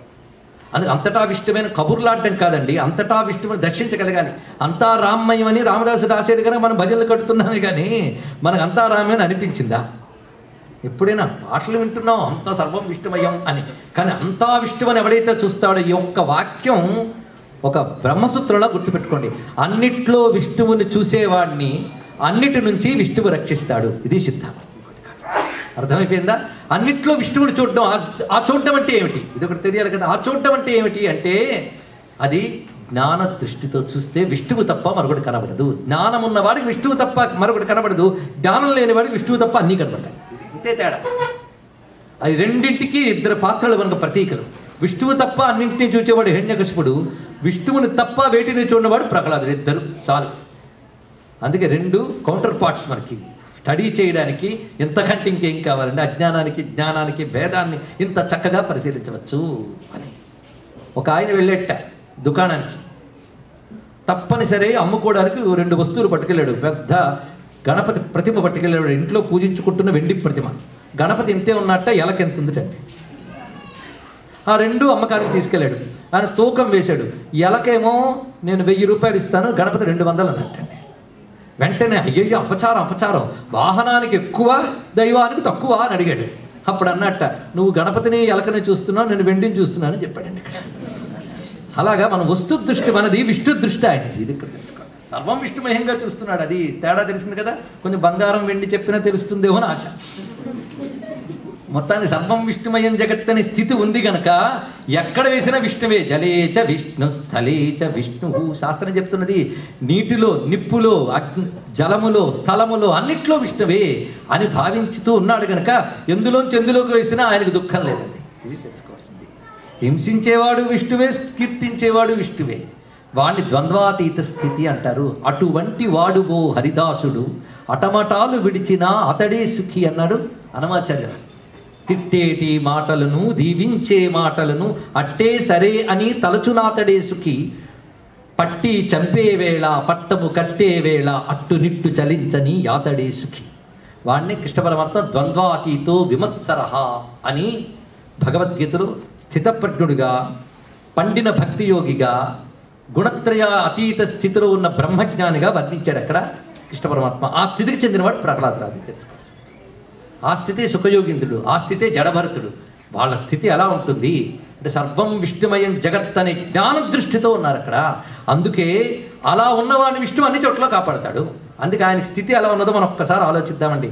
ఆయన్ని నేల మించి నీటిలో తోశారు కానీ చలించలే, నేల మించి నిప్పులో తోశారు అయినా చలించలే. ఎందుకు? అది ఇది విష్ణు అనుకుంటున్నాడు కనుక ఆయనకి అది కొత్త చోట అనిపించలేదు. తల్లి ఒక పిల్లాన్ని ఒళ్ళో పెట్టుకుందండి. ఆ ఒడిలోంచి ఈ ఒడిలోకి మారిస్తే అలా ఉంటుందో ఈయనకు కూడా అలాగే అనిపించింది. ఇందులోంచి అందులోకి తోస్తే. ఇది తెలుసుకోండి. సర్వం విష్ణుమయమైన స్థితి. ఆ స్థితికి ఆశ్చర్యపోతున్నాడు ఎవడు? హిరణ్యకశిపుడు. విష్ణు పురాణాలు ఇక్కడ గొప్ప విషయం చెప్తారు. ఆఖరికి ఏం చేశారంటే ఆయుధాలతో లాభం లేదని కొందరు పురోహితులు పిలిపించట. మీరు అభిచార హోమం చేయండి అన్నట్ట. కొన్ని క్షుద్రమంత్రములు ప్రయోగించి భయంకరమైన దుష్టశక్తులను తయారు చేసి పంపిస్తారు. అలా పంపించండి ప్రహ్లాదుడి మీదకి అన్నట్ట. వెంటనే వాళ్ళు చేశారు ఆ ప్రయోగాన్ని. చేస్తే కృత్య అనబడే ఒక దుష్టశక్తి వచ్చింది. వచ్చి త్రిశూలం పట్టుకొచ్చి ప్రహ్లాదుడి గుండె మీద గుచ్చింది. చిత్రం ఏంటంటే త్రిశూలం విరిగిందిట. అక్కడ ఒక మాట అంటాడు విష్ణు పురాణంలో, ఎవరి హృదయంలో నారాయణుడు ఉంటాడో ఆ హృదయాన్ని వజ్రాయుధం కూడా చీల్చలేదు అన్నాడు. గొప్ప మాట చూడండి ఇక్కడ. ఆ విధంగా తిరిగి ఏంటంటే కృత్యులకు ఉన్న లక్షణం ఏంటంటే అవతలగానే ఫెయిల్ అయితే ఎవడు ప్రయోగించాడో వాళ్ళని తినడానికి వస్తాయి. అదొకటి. వీళ్ళ మీదకి అది వచ్చింది తినడానికి. వెంటనే వాళ్ళు ఏడుస్తూ ప్రహ్లాద రక్షించన్నారు. చూడండి, ఎవరి మీద ప్రయోగం చేశారో ఆయనే శరణవేట. ఆయనంత దయామయుడంటే నారాయణ రక్షించు అన్నట్టండి. నిజంగా రక్షించారు. శత్రువు మీద కూడా ద్వేషం లేదు. అంతేగాని భలే నా మీద ప్రయోగించారుగా మీ మంచి పని అయింది అనలేదండి. అంటే మరి ఆయన జ్ఞానభక్తుడు కాడు, అది తెలుసుకోవాల్సింది. ఏ స్థితిలో ఉన్నాడు ప్రహ్లాద అర్థం కావడం కోసం విష్ణు పురాణం ఇచ్చిన అద్భుతమైన మాటను ఇక్కడ మనం పరిశీలించాలి. ఎన్ని రకాల హింసలో అక్కడ విషం ఇచ్చాట తాగమని. వెంటనే ఆయన దాని మీద చెయ్యి పెట్టి అచ్యుత అనంత గోవింద అని పుచ్చుకున్నట్టు అమృతమైపోయింది. ఇది గొప్ప ప్రక్రియ అండి. అన్నం తినేటప్పుడు నీళ్లు తాగేటప్పుడు అచ్యుత అనంత గోవింద నీరు తాగితే అది ఔషధం అవుతుంది. అయితే నమ్మకం ఉండి చేస్తే తప్పకుండా ఫలిస్తుంది, అనుభవం ఉండి చేస్తే అమృతమైపోతుంది. తెలుసుకోండి, ఇక్కడ జ్ఞానానుభవం కలిగిన వాడికి ఆ మంత్రం శబ్దమే అమృతం చేసింది. ఇది ఈ విధంగా ఎప్పుడైతే ప్రహ్లాదుడు ప్రవర్తిస్తున్నాడో ఆశ్చర్యం కలిగింది. ముంచితి వార్ధులన్, ఎన్ని రకాల హింసించారో చావడేమిటి. ముంచితి వార్ధులన్ గదల ముత్తితి శైల తటంబులం ద్రొప్పించితి మీద నిభేంద్ర భక్తి త్రొక్కించితి ధిక్కరించితి శపించితి ఘోర దవాగ్నులందు త్రోయించితి పెక్కుపాట్ల నలయించితి. చావడు, ఇదేమి చిత్రం. ఆశ్చర్యపోతున్నాడండి. అప్పుడు వచ్చేట్టు గురువులు, ఒప్పుకున్నావా నైజ మనీషిని, ఒప్పుకున్నావా మరొక ఛాన్స్ బాగు చేస్తానన్నారు. ఎంత పాపం, వాళ్ళు చూస్తే జాలేదు. తీసుకెళ్లారండి. వాళ్ళు తీసుకెళ్ళి అక్కడ పాఠం నేర్పారు. విష్ణు పురాణం ఏం చెప్తుందంటే ఇక్కడ వాడికి నాగాస్త్రంతో బంధించి పాఠాలు నేర్పేవారు, ఇటు అటు చలించకుండా. ఈ మహానుభావుడు మాత్రం పాఠాలన్నీ నేర్చుకునేవారు. గురువులు ఎక్కడికైనా బయటకు వెళ్తే శిష్యులు మిగిలిన వాళ్ళందరూ వచ్చి రా ఆడుకుందాం రా అని పిలిచేవారట. పిలిస్తే కూర్చోండి, మనం విష్ణువు గురించి ఆడుదాం, విష్ణువు గురించి పాడదాం. రామా నీ పాటే పాట, రామా నీ మాటే మాట అన్నారు త్యాగరాజస్వామి వారు. అందుకు ఆట పాట మాట భగవంతుడిదే, దానిలో ఆనందిద్దాం. భక్తులు ఏదో కష్టపడి భగవంతుడి సేవ చేయరండి. కొందరు చూడండి, జపం చేయరా అంటే చూసి అయిపోయిందండి చాలా అంటూ ఉంటారు పాపం. కొందరు విష్ణు సహస్రం చదువురా నాయనా అంటే ఎన్నాళ్ళు చదవాలండి ముందు ప్రశ్న అది. అంటే ఎప్పుడు ఆపేయాలని అర్థం అనమాట దాంట్లోనే. అలా చేసే భక్తి కాదండి అసలు. దాన్నే ఆనందంగా చేయగలిగితే అది ఆటా పాట. అందుకు వాళ్ళు పూజ వల్ల పూజ చేసి ఏదో ఆనందం కావాలని అడగరు, పూజలోనే ఆనందాన్ని అనుభవిస్తారు. అలాంటిది అనుభూతి. ఆ అనుభూతి ప్రధానంగా మనం భగవంతుడి గురించి ఆడదాం, భగవంతుడి గురించి పాడదాం.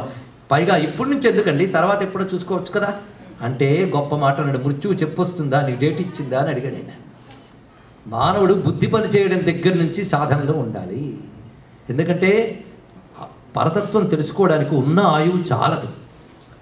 ఇప్పటికి ఎంత జరిగిపోయింది, ఎంత మిగిలింది ఎప్పుడు చూస్తాం, ఆలోచించాలి. అందుకు తెలివైన వాడు ఆయుర్వ్యయంబు సేయందగదు. గొప్ప మాట చెప్పాడు. తర్వాత చూసుకుందామండి, తర్వాత ఏం చూస్తాం, ఆఫ్టర్ రిటైర్మెంట్ ఇంక దేవుడికే అంకితం అండి అన్నట్టు కూడా. అది ఎప్పుడు అలాగే ఉంటూ ఉంటుంది. ఆఫ్టర్ రిటైర్మెంట్ మన హాస్పిటల్కి అంకితం, భగవంతుడికి కాదు. గుర్తుపెట్టుకోండి, రిపోర్ట్లు రావడం, చూసుకోవడం, వెళ్ళడం, ఇంతే, మరొకటి లేదు. కనుక ఆఫ్టర్ అనేవాడికి ఎప్పుడు ఆఫ్టరే. భగవంతుడి కార్యక్రమంలో వాయిదాలు లేవండి. అందుకే ఆయుర్వ్యయంపు చెయ్యదగదు. మొత్తం బోధ చేశారండి ఎవరు, ప్రహ్లాదుడు. చేస్తే నెమ్మదిగా వాళ్ళ మీద పనిచేసింది. పైగా విడతలుగా బోధించాడు, గట్టిగా ఎక్కింది. ఒక మాట అన్నారు, అవును మా ఎవ్వరికీ లేని బుద్ధి నీకెక్కడి నుంచి వచ్చింది? మీ నాన్న చెప్పినట్టు మీ ఇంట వంట లేదు. పోనీ మన ఎడ్యుకేషన్ ఇన్స్టిట్యూట్లోకి ఎవడు వచ్చి చెప్పే దమ్ము లేదు. ఎందుకంటే హిరణ్యకశిపుడు అండర్లో ఉన్న స్కూల్ మంది. ఇక్కడికి వచ్చి విష్ణు పాఠాలు ఎవడు చెప్పేవాళ్ళు లేడు. కనుక నీకు ఎవడు చెప్పాడయ్యా ఇవన్నీ నేను అడిగాడు. ఒక పాశ్చర్యం, ఇంత జ్ఞానం, వేదాంత జ్ఞానం, యోగులు ఎన్నాళ్ళలో సాధన చేస్తే వచ్చే స్పష్ట జ్ఞానం నీకు ఎలా వచ్చింది అంటే మా గురువుగారి దైవాలు అన్నాడు. ఎవడయ్యా గురువు అన్నాడు, నారదుడు గారు. గొప్ప అయినండి, భక్తికి ఆచార్యుడు ఆయనేగా. ఆ మహానుభావుడు మాతృగర్భంలో ఉన్నప్పుడు మా అమ్మకి చెప్పాడు. ఆ సమయంలో మా అమ్మ నిద్రపోయింది. భగవద్గీత చెప్తూ నిద్రపోయే జాతి పేరే రాక్షస జాతిట. కనుక ఆమె నిద్రపోయింది. అలాగా ఆ గర్భంలోనే నేను మాత్రం విన్నాను. కొందరు ఎంత నిద్రపోయినా చెప్తూ ఉంటారు పాపం, ఎవడో వింటున్నాండి. అలా నారదులు చెప్పారు. ఆ గర్భంలోనే నేను విన్నాను మొత్తం. ఆ జ్ఞానమే నాకు ఇలా కలిగించింది అన్నాడు. ఇక్కడ ఎంత గొప్పగా చెప్పాడు. ఇక్కడ చాలా సంతోషం. ఆయన మొత్తానికి శిష్యులందరూ తయారయ్యి మనం చదువుకుంటున్న చదువులన్నీ వేస్ట్ అని ఇప్పుడు తేలిపోయింది అన్నాడు. ఎందుకంటే మహామేధావి తేల్చి పారేశాడు. దానితో వీడిని బాగు చేద్దామని వస్తే మొత్తం మన అందమైన రాక్షస కులం అంతా వాడైపోతుంది అనుకున్నారు. 10 మంది కూడితే వాళ్ళని వాళ్ళే గొప్ప అనుకుంటారు, అంతే కదండి. అని తిన్నగా తీసుకెళ్ళి, బాబు నీ కొడుకును బాగు చేయడం మా వల్ల కాదు, వీడి వల్ల మొత్తం విద్యా సంస్థ అంతా నాశనం అయిపోతుంది, నువ్వు చూసుకో అన్నట్టు. చూశాడు. ఇప్పుడు వస్తుంది అసలు ఘట్టం. అడుగుతున్నాడు, ఏమిట్రా ఇంత ధైర్యంగా నా ముందు నిలబడ్డావు అని అడిగాడు. గొప్ప మాట చూడండి. ఎందుకంటే అసలు విష్ణువుకి ప్రహ్లాదుడి మీద ప్రీతియో హిరణ్యకశిపుడి మీద ప్రీతో అర్థం కావట్లేదు. ఎలాంటి మనిషిని పెట్టాడు హిరణ్యకశిపుడు ఎదురుగా చూడండి. ఇంకా నాకు ఎదురు లేదు అనే స్థితికి వచ్చి సెటిల్ అయిపోయిన హిరణ్యకశిపుడు ముందు నిద్ర కూడా పట్టనివ్వకుండా ఎదురుగా ఉన్నాడు వాడు. మాటి మాటికి విష్ణు విష్ణు విష్ణు అని. వీడి చేత విష్ణు భజన ఎలా మాన్పించాలి అనుకుంటూ వీడు నిరంతరం విష్ణు భజనలోనే ఉన్నాడు మహానుభావుడు. ఎందుకంటే యోగం లేనిది ఎవ్వడికి మోక్షం ఇవ్వడండి భగవంతుడు. ఇది పెద్ద రహస్యం. యోగం లేనిది మోక్షం ఇవ్వడు. యోగము అంటే నిరంతర ధ్యానం. నిరంతరం ధ్యానం. ధ్యానం అంటే ముక్కు మూసుకుని కూర్చునేది కదా, ధ్యాసే ధ్యానం. నిరంతర ధ్యాస అదే అయితే అది యోగంట. అంతేగాని హఠాత్తుగా చంపితే మోక్షం రాదండి. ఎట్లయినా ఉద్దామ ధ్యాన గరిష్ఠుడైన హరిచందన్ వచ్చు ధాత్రీశ్వర. భయం కావచ్చు, వైరం కావచ్చు, ప్రేమ కావచ్చు, ద్వేషం కావచ్చు, ఏదైనా అది నీకు నిరంతర ధ్యానం అయిపోవాలి. అది నిరంతరం ధ్యానం కావాలి అంటే నిరంతరం విష్ణువుని తలంచుకునేట్లు కూడా చేయాలా? లేకపోతే అందరినీ జయించేసాడు, రాజ్యం అంతా వచ్చేసింది, సుఖంగా పడుకుంటాడు. అలా కాకుండా నిద్ర పట్టిన కూడా ఉన్నాడు ఎదురుగా. వాడి వల్ల నిరంతరం విష్ణు చింతనే. పైగా గురుబోధ కూడా రోజు జరుగుతుంది. అంత కాదన్నా అంత అయింది. పైగా ఇతనికి ఎప్పుడు కూడాను ఎవరైనా సరే భయపడుతూ చేతులు పిసుక్కుంటూ మాట్లాడే వాళ్ళే తప్ప అంత నిర్భయంగా మాట్లాడేవాడు ఎప్పుడు కనబడలేదు. ఇప్పుడు చూడండి, పైగా దిక్పాలకులు కూడా భయంగా నా దగ్గర మాట్లాడతారు. 5 ఏళ్ల కోనవి నువ్వింత ధైర్యంగా ఉన్నావా? పంచశరద్వయస్కుడు బాలుడువు ఇంచుకగా అని లేవు. అలాంటిది నువ్వు నా ముందు ఇంత ధైర్యంగా ఎలా మాట్లాడుతున్నావయ్యా? ఇది ఆశ్చర్యపోతున్నాడు. ధైర్యం అంటే ఇక్కడ ఒక్కటి తెలుసుకోండి. మా పిల్లాడికి భలే ధైర్యం అండి అని ఈ రోజుల్లో భలే ఉంటుంది. ఎందుకంటే తల్లి లేదు, తండ్రి లేదు, గురువు లేదు, అందరి దగ్గర డోంట్ కేర్ యాటిట్యూడ్. అదే భయం లేదంటే ఇది ఒకటి తెలుసుకోండి. ఇప్పుడు మనకి అవినయాన్నే సంస్కారం అనుకుంటున్నాం, డిస్రెస్పెక్ట్. అందులో ఇప్పుడు యంగ్ జనరేషన్లో మనకు కనబడుతున్న ది బెస్ట్ భ్రష్ట్ క్వాలిటీ ఏంటి? డిస్రెస్పెక్ట్. అవునా కదా? ప్రతి వాళ్ళు ఫేస్ చేస్తున్నారు, నేను కాదని. వాళ్ళ తల్లిదండ్రులకి రెస్పెక్ట్ లేదు, గురువులంటే రెస్పెక్ట్ లేదు. ఏమంటే ఇక్కడ కల్చర్లో అది లేడండి అని. అది కల్చరే కాదండి అని మనం తెలుసుకోలేం. ఎందుకంటే పశువులకి అమ్మకి దండం పెట్టాలి, నాన్నకి దండం పెట్టాలి, గురువుకి దండం పెట్టాలని తెలియదు. ఎందుకంటే పుట్టుకతో పశువులు, వాటికి తెలియదు. ఆ పశుత్వం నుంచి బయటకు వచ్చి అమ్మనికి నమస్కారం చేయాలి, మాతృదేవోభవ, పితృదేవోభవ, ఆచార్య దేవోభవ నేర్చుకున్నా అంటే పశుత్వం స్థాయి దాటి మానవుడిగా ఎదిగాడు అని అర్థం అనమాట.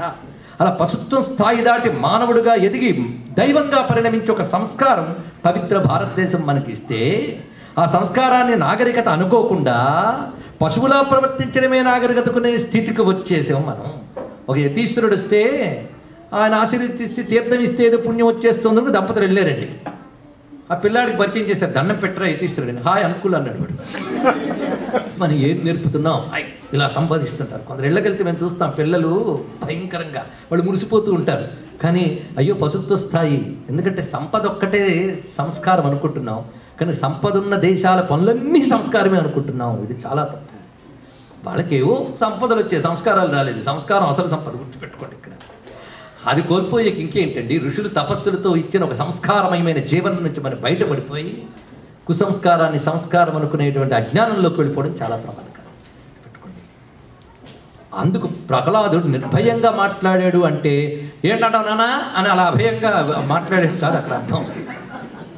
అతడు ఉన్న విషయాన్ని వినయంగా సత్యం చెప్పాడండి మహానుభావుడు. ఇక్కడ కళ్ళల్లో భయం లేదు, నాన్న కొట్టేస్తాడా తిడతాడని భయం కాదు, ప్రేమ, వినయం అన్నీ ఉన్నాయి. చాలా జాగ్రత్తగా చెప్తున్నాడు. అందుకంటున్నాడు, నా ముందు సూర్యుడు కూడా భయపడతాడు. అంటే ప్రకృతిని మొత్తాన్ని కంట్రోల్లో పెట్టుకున్న మహానుభావుడు, నేచర్ అంతన్ని తన కంట్రోల్లో పెట్టుకున్నటువంటి అద్భుతమైన అల్ట్రా మోడర్న్ సివిలైజేషన్కి ప్రతీక హిరణ్యకశిపుడు. నేచర్ అంతటి కంట్రోల్లో పెట్టాడు వాడు. అందుకు సూర్యుడు కూడా వేసవి కాలంలో వచ్చి ఇది నా సీజన్ కాస్త ఎక్కువ మండాలి, మండమంటావని అడుగుతాడండి ఇంటికి వచ్చి. అంటే నేను చెప్పినప్పుడు మండు, కానీ నేను బయటకు వచ్చినప్పుడు చల్లగా ఉండని చెప్తాడు. ఈయన సముద్రం దగ్గర తిరుగుతూ ఉంటే వాయువు అక్కడ బాగా వీచాలి, పెర్మిషన్ అడుగుతాడు. ఇక్కడ నేను బాగా వీచాలి, వీచమంటావంటే నేను వెళ్ళినప్పుడు నెమ్మదిగా వీచు, నేను బయటకు వెళ్ళాక చూడండి. యముడు కూడా అంటట, నీ రాజ్యంలో పలానా వాడు అయిపోయింది, తీసుకెళ్ళమంటావా అని. ఇలా ప్రతివాడు దిక్పాలకులందరూ, ఇంద్ర యమ వరుణ నిరుతి దిక్పాలకులందరూ నా దగ్గర భయపడుతూ ఉంటారే. కనుక దిక్పాలకులందరూ నన్నే దిక్కును కొలుచుకుంటూ ఉంటారే. అలాంటిది నా ముందు ధైర్యంగా ఉన్నావురా, నువ్వుకి ఎవడరా దిక్కు అన్నాడండి మొదటి.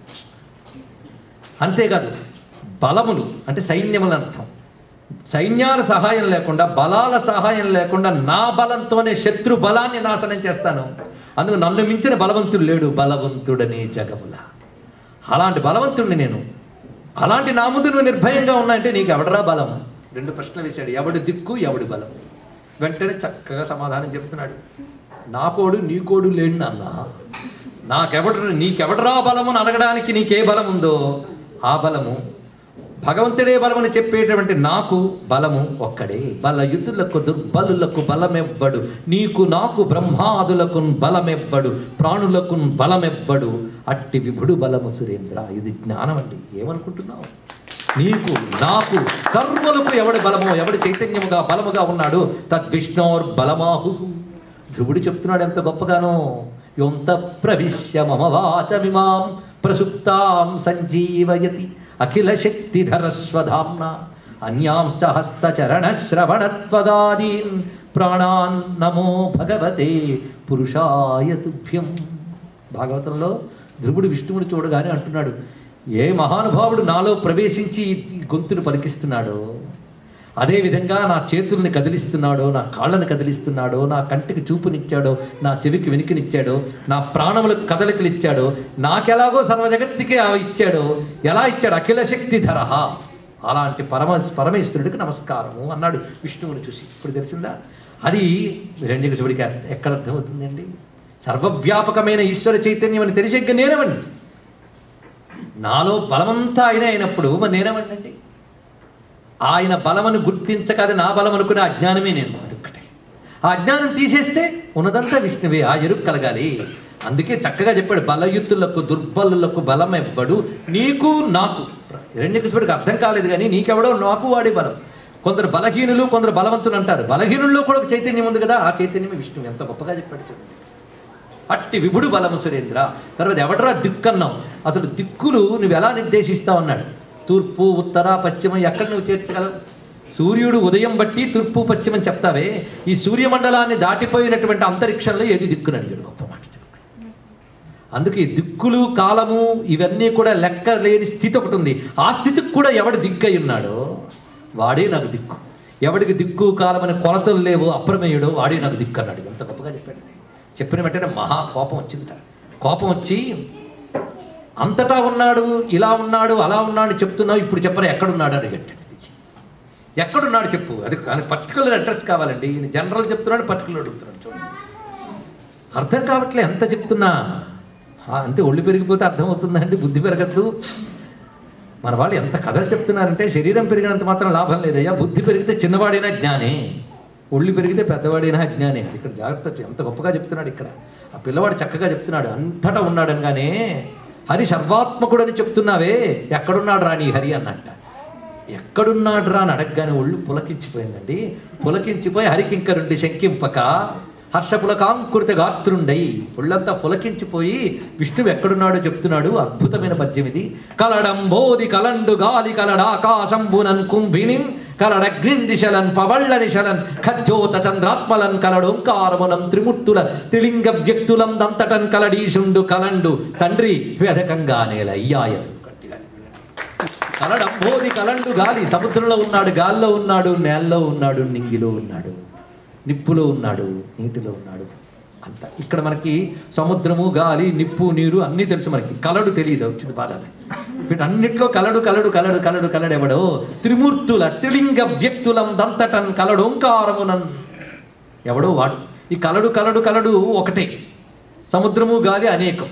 నీకు అనేకంగా కనబడుతున్న వాటి యందు ఏకముగా వ్యాపించిన వాడే పరమాత్మ. భగవద్గీతలో చెప్పినట్టు మయి సర్వమిదం ప్రోతం సూత్రే మణిగణా ఇవ మత్త పరతరన్నాన్ యత్కించిదస్తి ధనంజయ. భగవద్గీతకు ప్రత్యక్ష ఉదాహరణ ప్రహ్లాదుడండి. భగవద్గీత చెప్పిన యోగికి ఉదాహరణ ఆయన.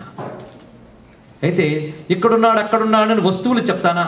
నేను ఉన్నవాడిని చెప్పదలుచుకున్నాను కానీ వస్తువులు చెప్పదలుచుకోలేదు కనుక ఒక్క మాట చెప్తున్నా. ఈ లిస్టు చెప్పు, నీకెందుకు విసుగు?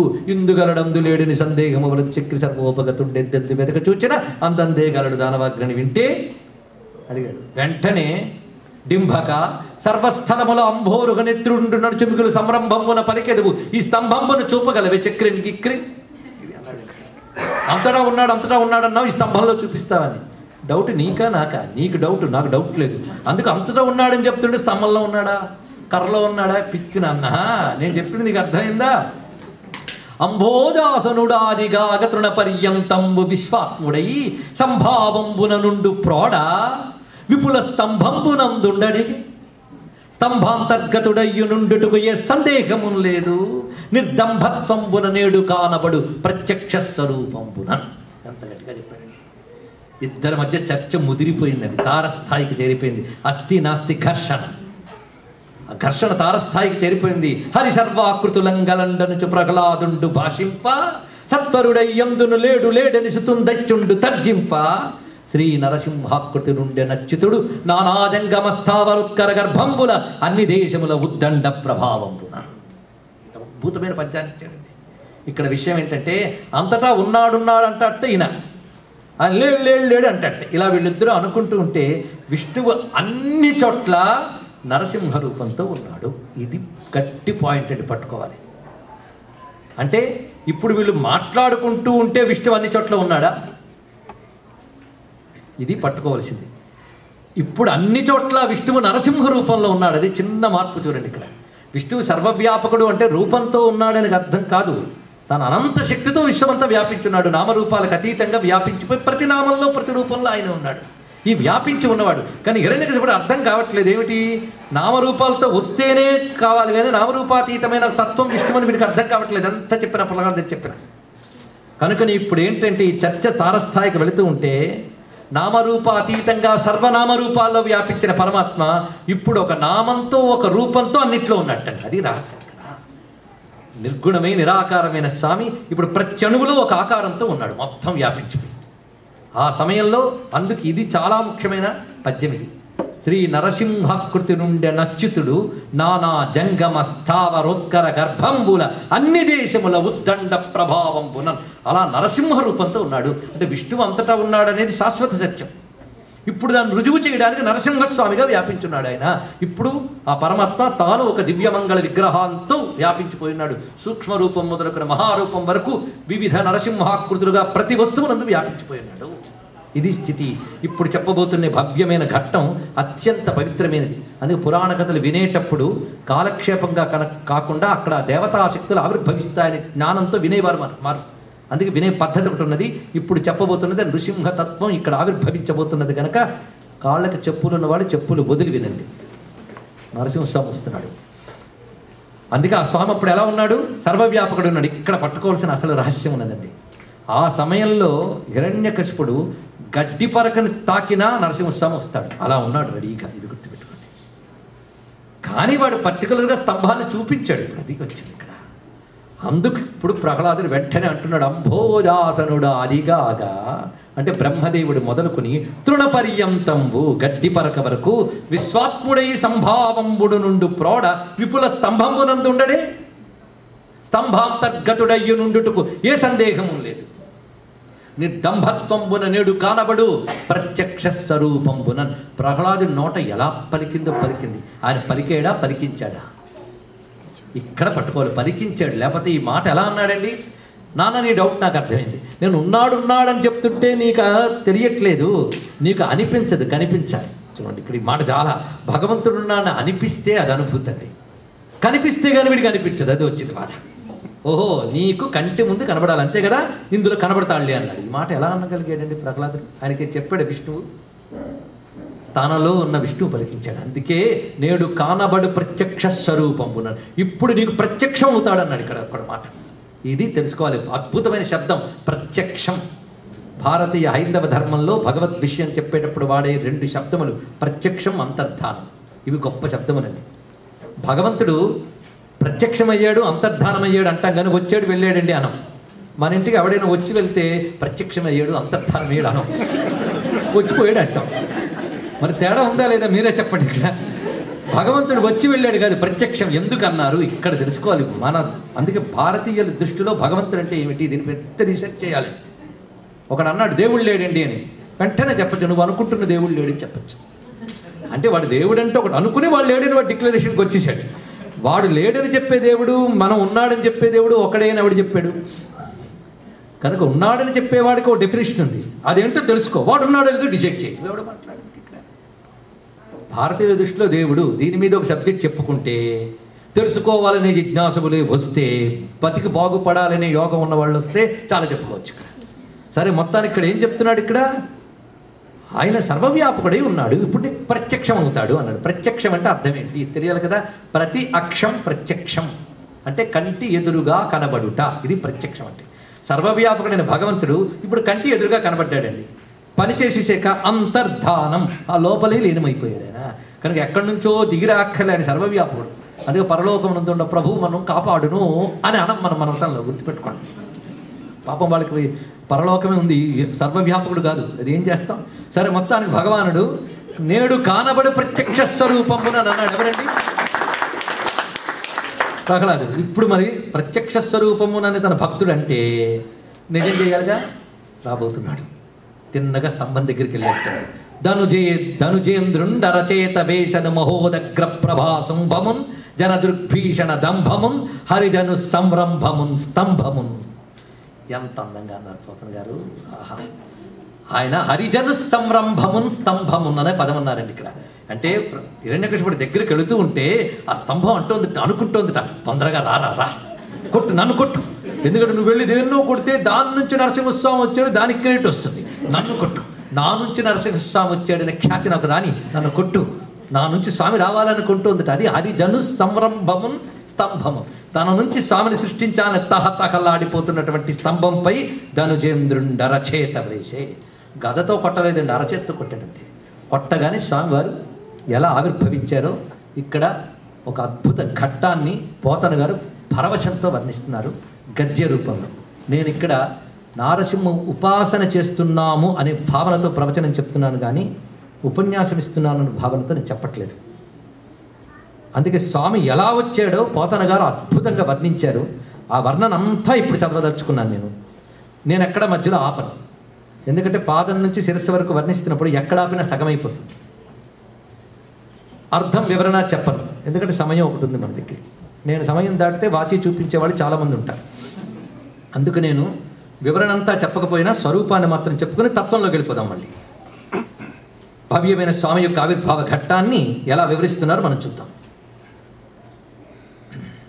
సభామండప స్తంభంబు వ్రేసిన వ్రేటి తోడన దశ దిశలను మినుగురులు చెదర చిటిలి పెట్టిబడి జంభజ్యమానముగా మహాస్తంభంబు వలన ప్రళయవేళా సంభూత సప్త స్కంద బంధుర సమీకరణ సంఘటిత జోగుష్యమాన మహాబలాహక వర్గ నిర్గత నిబడి నిష్ఠుర దుస్తక నిర్ఘాత సంఘ నిర్ఘోష నికాసంబులైన ఛట ఛట స్ఫట స్ఫట ధ్వని ప్రముఖ భయంకరారావ పుంజంబులు జంజన్యమానంబులయ్యగసి ఆకాశ కుహరాంతరాళంబు నిరవకాశంబు చేసి నిండినం పట్టు చాలక దూదూయమాన హృదయంబులై పరవశంబులైన పితామక మహేంద్ర వరుణ వాయుసుకి ప్రముఖ చరాచర జంతు జాలంబులతోడ బ్రహ్మాండ కటాహంబు పగిలి పరిస్ఫోటితంబుగా ప్రఫుల్ల పద్మయుగల శంకాస భాసర చక్ర చాప హలకులి శాంకుశ జలచర రేఖాంకిత చారుచరణ తలుండును చరణ చక్రమణ ఘన వినిమిత విశ్వవిశ్వంభరాభర ధౌరయ్య దిక్కుంభు కుంభీన కుంభీనేతర కూర్మ కులశేఖరుండును దుగ్ధ జలధిజాత్ సుండాల సుండాదండ మండిత ప్రకాండ ప్రచండ మహోరు స్తంభ యుగళుండును ఘనఘనాయమాన మణికింకిణీ గణ ముఖరిత మేఖలావలయ వలయిత పీతాంబర శోభిత కటి ప్రదేశుండును నిర్జర నిమ్నగా వృత్తవర్తుల కమలాకర గంభీర నాభి వివరుండును ముష్టి పరిమేయ వినుత తంతుర స్నిగ్ధ మధ్యుండును కులాచర సానుభాగ సదృశ కర్కశ విశాల వక్షుండును దుర్జన ధనుజ భట ధైర్య లతికాల విత్రాయమాన రక్షోరాజ వక్షోభాగ విశకట క్షేత్ర విలేకన చుంచులాంగలాయమాన ప్రతాపజ్వలన జ్వాలాయమాన శరణాగతనేన చకోర చంద్ర రేఖాయమాన వజ్రాయుధ ప్రతిమాన భాసమాన నిశాత కరతర ముఖర కరుండును శంఖచక్ర గదాకుంత తోమర ప్రముఖ నానాయుధ మహిత మహోత్తుంగ మహీధర శృంగ సన్నివ వీరసాగర వేలాయమాన మాలికా విరాజమాన నిరర్గళానేక శరభుజార్గళుండును మంజు మంజీర మణిపుంజ రంజిత మంజులహార కేయూర కంకణ కిరీట మకర కుండలాది భూషణ భూషితుండును త్రివళీయుత శిఖర శిఖరాభ పరిణద్ద బంధుర గంధరుండును ప్రకంపన కంపిత పారిజాత పాదప పల్లవ ప్రతీకాస కోపావేశ సంచలితాధరుండును శరత్కాల మేఘజాల మధ్యమ జగద్ధగాయమాన తటిల్లతా సమాన దేదీప్యమాన దంష్ట్రాంకురుండును కల్పాంతకాల సకల భువన గ్రసన విరసన విజృంభమాన సప్త జిహ్వా తులిత తరాయమాన విభ్రాజమాన జిహ్వుండును మేరుమందర మహాగుహాంతరాళ విస్తార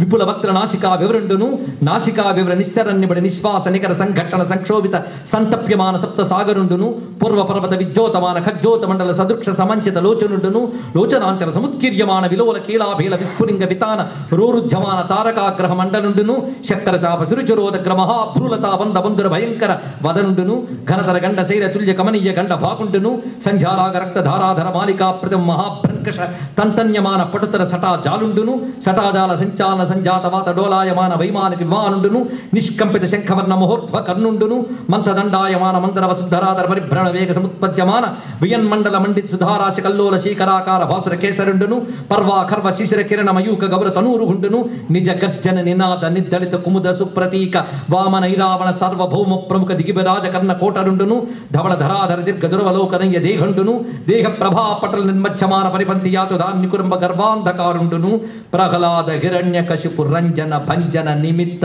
అంతరంగ బహిరంగ జేగీయమాన కరుణ వీరరస సంయుతుండును మహాప్రభావుండునైన శ్రీ నృసింహదేవుండు ఆవిర్భవించిన ఈ భవ్యమైన నృసింహ ఆవిర్భావ ఘట్టంలో పాదములు మొదలుకొని శిరస్సు వరకు వర్ణించారు.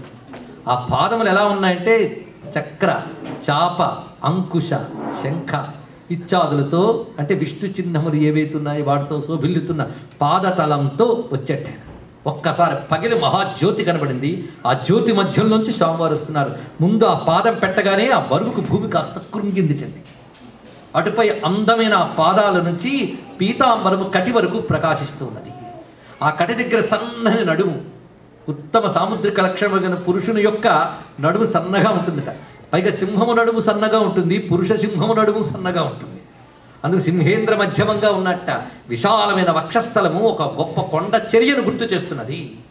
అటుపై 3 గీతలు త్రివళీయుత బంధుర కంధరుండును అన్నారు. ఇక్కడ 3 గీతలతో ఉన్నటువంటి కంఠము, ఆపై జూలు, చేతులు ఎలా ఉన్నాయి అంటే ఆ చేతులు కదుపుతూ వస్తున్నాడు. 1 కాదు 2 కాదు, శతభుజార్గళ అనేకుండును అన్నారు. ఇక్కడ శత అంటే అనంత అని అర్థం, 100 అని కాదు. ఇక్కడ సహస్ర భుజములు అది అంటున్నాడు. ఇక్కడ సకలాయుధములు సహస్ర భుజములు వికట నఖంబులు వెసబూని వెకల ఎగుచు శ్రీ వెంకటేశ్వరుడు ప్రకటపు దృక్కుల భంజించి నిదివో కదిరి నృసింహుడు కంబమునా వెడలే విదితముగా సేవించరో మునులు ముడివడి బొమ్మలు ముంచిన ఊర్పులు గడగడ నదిరెడి కటములను నుడుద నాలికయు నిక్కు కర్ణములు నడియాలపు రూపై మెరసి కదిరి నృసింహుడు కంబమునా వెడలే. ఆ వచ్చిన భవ్యమైన రూపం ఎలా సహస్ర భుజములు అనంత భుజములతో ఉన్నది. చిత్రం ఏంటంటే ప్రతి భుజములోనూ ఆయుధాలు ఉన్నాయండి. ప్రతి చేతికి వేళ్ళు మొదలుకొని ఆ భుజ మూలముల వరకు అలంకారాలు ఉన్నాయట. అంత అందంగా 1000 చేతులు అలంకరించుకుని సర్వాయుధములు ధరించి ఎన్ని ఆయుధాలు పట్టుకున్నా వాడే ఆయుధం మాత్రం ఇప్పుడు గోల్డ్, అవి మెరిసిపోతున్నాయట మొత్తం ప్రకాశమానంగా. పైగా అనేకమైన శ్రీవత్స కౌస్తుభ లాంఛనాదులతో ప్రకాశిస్తూ ఉన్నటువంటి వాడు విశాల వక్షస్థలంతో ఉన్నాడు. ఆ జూలు దులుపుతున్నట్ట. అది ఎలా ఉన్నదంటే అగ్ని శిఖల వలె ప్రకాశిస్తున్న జూలు. మొత్తం నరసింహ దేహం అంతా తెల్లని కాంతులుతుందిట. అందుకే ధవళ ధరాధరాయమాన అన్నాడు ఇక్కడ. అంటే తెల్ల కొండలా ఉందిట ఆ స్వరూపం.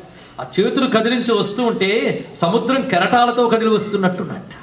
ఆ జూలు విదిలిస్తుంటే ఆ పైన దేవతల విమానాలు క్రింద పడిపోతున్నాయి. 3 కళ్ళతో ప్రకాశిస్తున్నాడు ఆయన. ఆ 3 కళ్ళు ఎలాగో ఉన్నాయి అంటే ఒకేసారి 3 సూర్యమండలములు పర్వతంపై ఉదయిస్తే ఎలా ఉంటుందో అలా ఉన్నాయట. ఆ 3 కళ్ళు కనుబొమ్మలు ముడివేశాడు. ఆ తర్వాత ఊపిరులు వస్తున్న నాసిక వివరముల నుంచి ఎలా ఉన్నాయంటే ప్రళయ మారుత ఘోర భస్త్రికా ఫుత్కార లలిత నిశ్వాస డోలారచనయ కులశైల కుంభిని కుముదగిత రవి గగన చలన విధి నిపుణ నిశ్చలనార సింహ ఫాల నేత్రానల ప్రబల విద్యుల్లత కేళీ విహార లక్ష్మీనారసింహ అని కీర్తిస్తున్నారు. ఇక్కడ అన్నమాచార్యుల వారి స్వరూపాన్ని ఆ నాసిక నుంచి వస్తున్న గాలులకి గ్రహాలు కదులుతున్నాయట. ఇందులో గొప్ప అర్థం ఉన్నదండి. ఊపిరితో మన శరీరంలో అవయవాలన్నీ చలిస్తాయి ప్రాణంతో కదా. అలాగే ప్రపంచంలో గ్రహాలు నక్షత్రాలు మూవ్మెంట్ ఉన్నది అంటే వాటికి ప్రాణం ఎవరు? వీటన్నిటికీ ఊపిరి నారాయణుడే. అది చెప్పడం ఇందులో ఉన్న భావం మరొకటి. వీటితో కదులుతున్నాయని చెప్పడంలో ఇది ఒక ఆంతర్యం. ఆ విధంగా ఉన్నటువంటి వాడు ఆ నాలిక బయటకు వస్తుంది అప్పుడప్పుడు. ఎలా ఉన్నదంటే అగ్నిహోత్రం శిఖలా ప్రకాశిస్తున్నది ఆ భవ్యమైన నాలిక. అదురుతోంది ఆ నోటి భాగం. ఒక చక్కని కల్పవృక్షపు చిగుళ్ళు గాలికి కదిలినట్టు అల్లల్లాడుతుంది. ఇక్కడ కల్పవృక్షపు చిగుళ్ళతో పోల్చారు చూడండి ఉగ్రమైన స్వరూపంలో. ఎందుకంటే నారాయణుడు భక్తుల పాటి కల్పవృక్షం, అందుకే అలా వర్ణించి చూపిస్తున్నాడు. ఆ విధంగా ఉగ్రమైన స్వరూపంతో వెలికి వచ్చాడు స్వామి. ఆ వచ్చిన స్వరూపాన్ని చూసి పైనుంచి దేవతలు గడగడలాడిపోతూ నమస్కరిస్తున్నారు. ప్రహ్లాదుడు ఆశ్చర్యానందాలతో నమస్కరిస్తున్నాడు. ఆశ్చర్యము పొంది అబ్బురుపడి తనని తాను నిలదొక్కునే ప్రయత్నం చేస్తూ లేని ధైర్యాన్ని బింకంగా కూడదీసుకుంటూ ఆశ్చర్యపోయాడు హిరణ్యకశిపుడు. నరమూర్తి కాదు, కేవల హరిమూర్తియు కాదు. ఇతడు నరుడా సింహమా, నరసింహమా? కానీ ఇక్కడ సుఖయోగింద్రుడు చెప్పే పద్యం మాత్రమే నరము కాదు సింహము కాదు అన్నాడు. ఎంత అందం చూడండి. మనమంటా నరసింహం అంటాం, నరుడుగా సింహం కట్ట, అది యోగ భాష. ఎంత గొప్పగా చెప్పాడు. ఇది పరిశీలిద్దాం. సత్యం విధాతం నిజభృత్యు భాషితం వ్యాప్తించ లోకేష్వకిలేషు చాత్మన అదృశ్యతాత్యద్భుత రూపముద్వహన్ స్తంభే సభాయ న మృగం న మానుషం. గొప్ప మాట. నిజ భృత్యుభాషితం సత్యం విధాతం. తన భక్తుడి మాట సత్యము అని చాటడానికి, తన సర్వవ్యాపకత్వాన్ని రుజువు చేయడానికి స్వామివారు వచ్చారు అన్నాడు ఇక్కడ. రెండిటికి. ఒకటి తన భక్తుడి మాట నిజమని రుజువు చేయడానిట. భక్తుడి మాట ఏమిటి? నేడు కానబడు ప్రత్యక్ష స్వరూపంపునన్నాడా, అది నిజం చేయాలి. రెండవది ఏమిటి? తన యొక్క సర్వవ్యాపకత్వాన్ని రుజువు చేయడం కోసం. ఆ వచ్చిన రూపం ఎలా ఉంది? అదృశ్యత అత్యద్భుత రూపం. ఇంతవరకు ఎప్పుడు కనీ విని ఎరగని ఆశ్చర్యకరమైన రూపంతో వచ్చిన ఆ రూపము నా మృగం నా మానుషం. అది నరము కాదు, మృగము కాదు. అదిగో నరుడు అంటే కాదు సింహం అంటాడు, అదిగో సింహం అంటే కాదు నరుడు అంటే ఏది కాదు అన్నీ అవును. అది గొప్ప విషయం ఇక్కడ. అన్నీ ఏది కానిది అదే పరతత్వం అంటే. ఇది అర్థం కావడమే మహాక్లిష్టమైన అంశం. హిరణ్యకశిపుడు చూసి ఆశ్చర్యపోయాడు. ఏమిటి స్వరూపము? పైగా నిజ భృత్యు భాషితం అనే మాట చాలా రమ్యమైన మాట. తన భృత్యువు మాట నిలబెట్టడానికి అన్నాడు. ఎవడా భృత్యువు? ఏం హిరణ్యకశిపుడు కాడా? ప్రహ్లాదుడు ఎప్పటి భృత్యువు, హిరణ్యకశిపుడు ఎప్పటి భృత్యువు. ఆయన గుమ్మం దగ్గర కాపలా కాసిన భృత్యువు. ఆయన మాట నిలబెట్టడం కోసం ఈ రూపంతో వచ్చాడు. ఆయన మాట ఏమిటి? ఇంట కాదు, బయట కాదు, ప్రాణం ఉన్నది కాదు, ప్రాణం లేనిది కాదు, దేవత కాదు, ఇది కాదు, అది కాదు, బోల్డ్ చెప్పాడు కదా. అందుకు అతని మాట నిలబెట్టడానికి వచ్చాడు. రెండు అర్థాలు ఉన్నాయి నిజ భృత్యు భాష. ఇంకో అర్థం కూడా చెప్పనా? నువ్వు వైర మార్గంలోనే చేరాలి, నేల మీద పడిపోండి అని చెప్పించిన సనత్ కుమారుడు సనక సనందనాథుల మాట నిజం చేయడానికి. అది కూడా ముగ్గురు భృత్యువులే. ఆయనకి ముగ్గురు భృత్యు భాషను నిజం చేయడానికి వచ్చాడు. అంత లోతుందండి ఈ మాటలో మొత్తానికి. ఆ వచ్చినటువంటి ఆ మహాస్వరూపం పైకి రాగానే లేని బింకం తెచ్చుకుని కత్తి డాలు పట్టుకుని మీదకి వెళ్ళేట. అది ఎలా ఉన్నదంటే దావాగ్ని మీదకి మిడుగురు పురుగు వెళ్తున్నట్టుంది. ఇక్కడ ఎంత అందమైన ఉపమానం చెప్పారు. వెళుతూ ఉంటే చూశాడు ఆయన.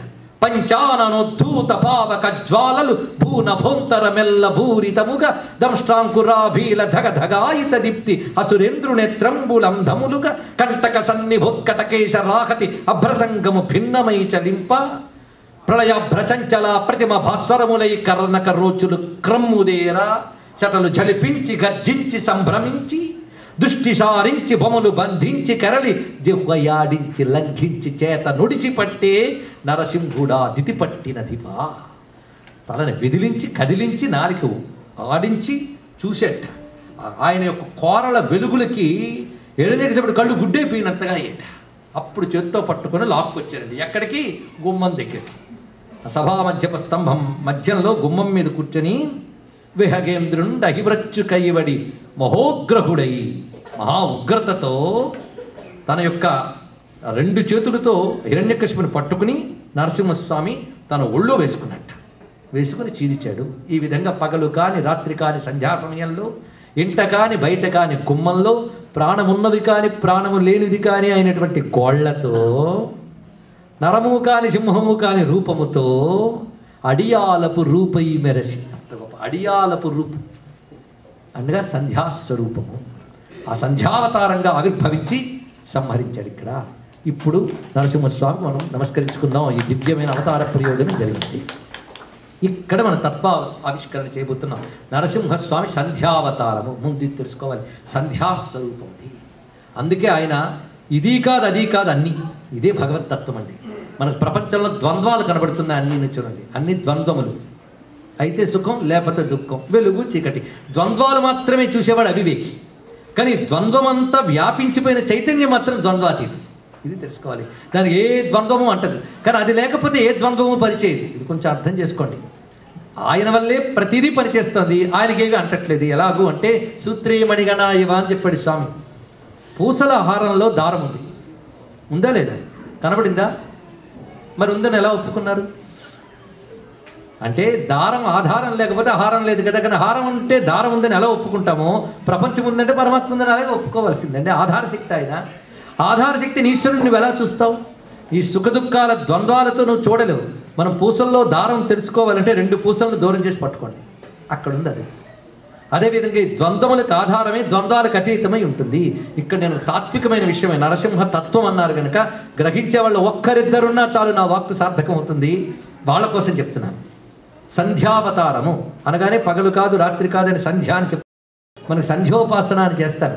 ఆ సంధ్యోపాసనలో ఉన్న అనంత శక్తి ఏదో ఆ శక్తి నరసింహస్వామి. ఆ స్వరూపమే మీరు గాయత్రి అయితే గాయత్రి రూపమే నరసింహుడు తెలుసుకో. అందుకే నృసింహోపాసన సాక్షాత్ గాయత్రి తత్వమే. ఇది గ్రహించే ప్రయత్నం చేద్దాం. సంధ్య అంటే ఏమిటో ఇప్పుడు చూద్దాం. మనం వేదాంత పరిభాషలోకి వెళ్ళిపోవాలి. ఎందుకంటే నరసింహ తత్వం కదా సబ్జెక్టు. సంధ్య అంటే సమ్యక్ ధ్యానం సంధ్య. ఇది తెలుసుకోండి. సమ్యక్ ధ్యానం సంపూర్ణమైన ధ్యానం అంట. సంపూర్ణమైన ధ్యానం అంటే మామూలు ధ్యానం వేరు సంపూర్ణ ధ్యానం వేరు ఒకటి ఉంది ఒప్పుకుంటున్నాం కదా. సంధయోరఖిల వృత్తిషు యోగశాస్త్రం చెప్తున్న మాట ఇది. సంధయోరఖిల వృత్తిషు ఇది లోతైన మాట అండి. అందుకే భారతీయ పురాణ కథల్లో ఫిలాసఫీ ఉంటుంది, యోగం ఉంటుంది, మంత్రం ఉంటుంది, యజ్ఞం ఉంటుంది, రహస్యాలు ఉంటాయి. కానీ అవన్నీ ఆలోచిస్తే కానీ అర్థం కావు. కథలో ఆలకిస్తే ఆనందంగా ఉంటాయి. కానీ ఆలకించితే హాయి అనిపించే కథల్లో ఆలోచిస్తే అద్భుతం అనిపించే రహస్యాలు ఉంటాయి. అది చెప్పే ప్రయత్నమే మనం ఇక్కడ చేస్తున్నాం. గ్రహించుతారా? సంధయో రఖిల వృత్తిషు ఇది మహా కష్టం అండి పట్టుకోవడం. వృత్తి అంటే పని. ఇంద్రియాల వృత్తులు ఇంద్రియ వృత్తులు. కంటికి చూడడం వృత్తి, కాలికి నడవడం వృత్తి. అలాగే మనస్సుకు ఒక వృత్తి ఉంది. ఏమిటది? ఆలోచన. ఆలోచన ఆలోచన ఆలోచన ఆలోచన. ఒక ఆలోచన వెంట ఒక ఆలోచన వెంట అలా వస్తూనే ఉంటాయి తరంగాల్లాగా. ఈ రెండు ఆలోచనల మధ్య ఒక సూక్ష్మ విరామం ఉంటుందండి. అదేమిటో ఆలోచిస్తే మరొక ఆలోచన అయిపోతుంది. ఇది జిడ్డుకృష్ణమూర్తి తత్వం కొంత తెలిస్తే ఇంకా అర్థమవుతుందండి. రెండు ఆలోచనల మధ్య ఏ ఆలోచన లేని సూక్ష్మ విరామం ఉంటుంది. అది ఈశ్వర చైతన్యం. ఆ చైతన్యం మీద ఈ మానసిక ఆలోచనలన్నీ కదులుతుంటాయట. ఆలోచనని నిలపగలగడం చేతనైతే అలలు లేని కొలనులా నిశ్చల స్థితి. దీన్ని అచలోయం సనాతన అని ఉపనిషత్తు చెప్తుంది. ఆ నిశ్చల స్థితి తేవాలి అంటే రెండు ఆలోచనల మధ్య ఉన్న సూక్ష్మ విరామాన్ని పట్టుకోవాలట. అది మహా కష్టం. అది పట్టుకోగలిగితే సమ్యక్ ధ్యానం అప్పుడు వస్తుంది. ఆ స్థితిలో ఈశ్వరానుభవం సంపూర్ణంగా లభిస్తుంది. అది సంధ్యాల్లో నరసింహస్వామి అంటే ఇది అర్థం. అప్పుడు తెలుస్తుంది ఇదే ద్వంద్వములన్నిటిలో ఉంటూ ఏదీ కాకుండా ఉన్న పరతత్వం ఇది అని అర్థమవుతుంది. అది సంధ్య. ఇదే సంధ్యారంభ విజృంభితం శృతి స్థానాంతరాధిష్ఠితం అని శివానంద నగరంలో శంకరులన్న సంధ్య ఇది. ఆ సంధ్యోపాసన సిద్ధించడం కోసం మనం కొన్ని ప్రాక్టీసులు చేయాలి. అప్పుడు మనం దీన్ని సూక్ష్మ సంధ్య అంటారండి. ఇప్పుడు చెప్పిన దాన్ని. స్థూల సంధ్య అంటే ప్రాతకాల మధ్యాహ్నకాల సాయంకాల సంధ్య. శరీర సంధ్య అంటే భ్రూమధ్యస్థానం శరీర సంధ్య. ఇక్కడ దృష్టిని కేంద్రీకరించి ధ్యానం చేయగలిగితే ఎప్పటికో మనస్సు నిలబడితే అప్పుడు అందుతుంది ఈ సంధ్య. ఆ సంధ్యలోనే భగవద్ అనుభవం పూర్ణంగా వస్తుంది. అది సంధ్యాతత్వం. ఆ సంధ్యాతత్వమే నారసింహం. ఇది తెలుసుకోవాల్సి. అందుకే ఆయనకి సంధ్యావతారం అని పేరు. సంపూర్ణమైన ఈశ్వరతత్వం. ఆ ఈశ్వరుడే ప్రతి ద్వంద్వంలో ఉన్నాడు. ద్వంద్వ వికారములు ఆయనకి లేవు. ఇది తెలుసుకోవాల్సింది. అలాంటి ద్వంద్వాతీత స్థితితో ప్రతిద్వంద్వమనందు ఉన్న పరమాత్మని దర్శించాడు ప్రహ్లాదుల వారు. అది సంధ్యాతత్వం. ఇది ఒకటి. అలాగే నరసింహతత్వానికి సద్యోజాత అవతారం అని పేరు. అంటే స్పాంటేనియస్, అలా ఆవిర్భవించాడు ఒక్కసారి. అందుకే నృసింహ ఉపాసన శీఘ్ర ఫలదాయి ఉత్తమ ఫలదాయి. ఎందుకంటే అంత గొప్పగా ఆవిర్భవించినటువంటి అవతారం. అంతేకాదు జ్వాలావతారం అదొక విశేషం. జ్వాలావతారము. జ్వాల అంటే అగ్ని. అగ్ని అన్ని వైపులా చూస్తుంది. అగ్ని ఏ వైపు చూస్తుందంటే ఏం చెప్తామండి? కొందరు పాపం ముఖం ముందు దండం పెడతారు, వెనకాలమే చెయ్యెత్తుతారు. ఎందుకు? వాడు వెనక్కి చూసే శక్తి లేదు. కానీ ఈశ్వరుడు అలా కాదు. విశ్వతో ముఖం సర్వతో ముఖం. ఎప్పుడైనా నరసింహ మంత్రం తెలిసిన వాళ్ళకి మాట అంటూ ఉంటే గుర్తొచ్చుంటుంది. మంత్రం సభల్లో చెప్పకూడదు కనుక నేను చెప్పట్లేదు. కొన్ని పదాలు ఇస్తా. ఉగ్రం వీరం మహావిష్ణుం జ్వలంతం సర్వతో ముఖం. ఆయన అగ్నిజ్వాలలే ఆయన యొక్క ముఖము.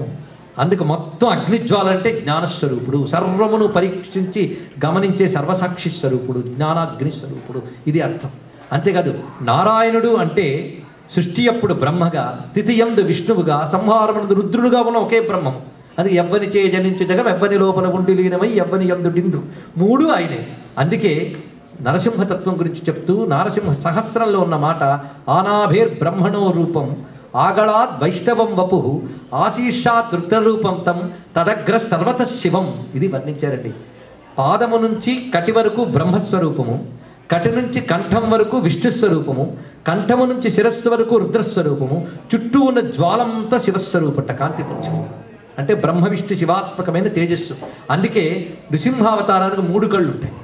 ఫాల నేత్రానల ప్రబల విద్యుల్లత. ఆ 3 కళ్ళకు అర్థం ఇది. అందుకే బ్రహ్మ విష్ణు శివాత్మకమైన పరంజ్యోతి అంత సంపూర్ణమైనది. అందుకే తత్సవితు బ్రహ్మాత్మనే వరేణ్యం విశ్వాత్మనే భర్గోదేవస్య రుద్రాత్మనే. గుర్తొస్తుందా? పొరపాటున సంధ్యావందనం చేయడం అలవాటు ఉంటే వాళ్ళకు గుర్తొస్తుంది. గాయత్రి స్వరూపం బ్రహ్మ విష్ణు శివాత్మకమైన తేజస్సు. ఆ తేజస్సే నరసింహస్వామి. అందరూ లేరంటే ఉన్నది ఒక్కటే, అది బ్రహ్మ విష్ణు శివాత్మకమైన పరంజ్యోతి. దానినే ఆయా సంధ్యాకాలముల యందు మనం ఉపాసిస్తున్నాం. అందుకే సంధ్యాకాలం నుంచి వచ్చిన సజ్జోజాత అవతారం, జ్వాలావతారం, యోగావతారం. యోగం అంటే జ్ఞానమని, జ్ఞానావతారం అదొకటి. యోగం అంటే కలయిక, కలియని దాన్ని కలుపుతాడు. నరం మృగం కలుస్తుందో దాన్ని కలిపెట్ట. ఇలా పరస్పర విరుద్ధంగా ఉన్న వాటి ఎందుకు కలుపుతున్నది ఎవరు? పరమాత్మ. అందుకే పరమాత్మ దృష్టి ఉన్నవాడికి విరుద్ధములు కనబడు.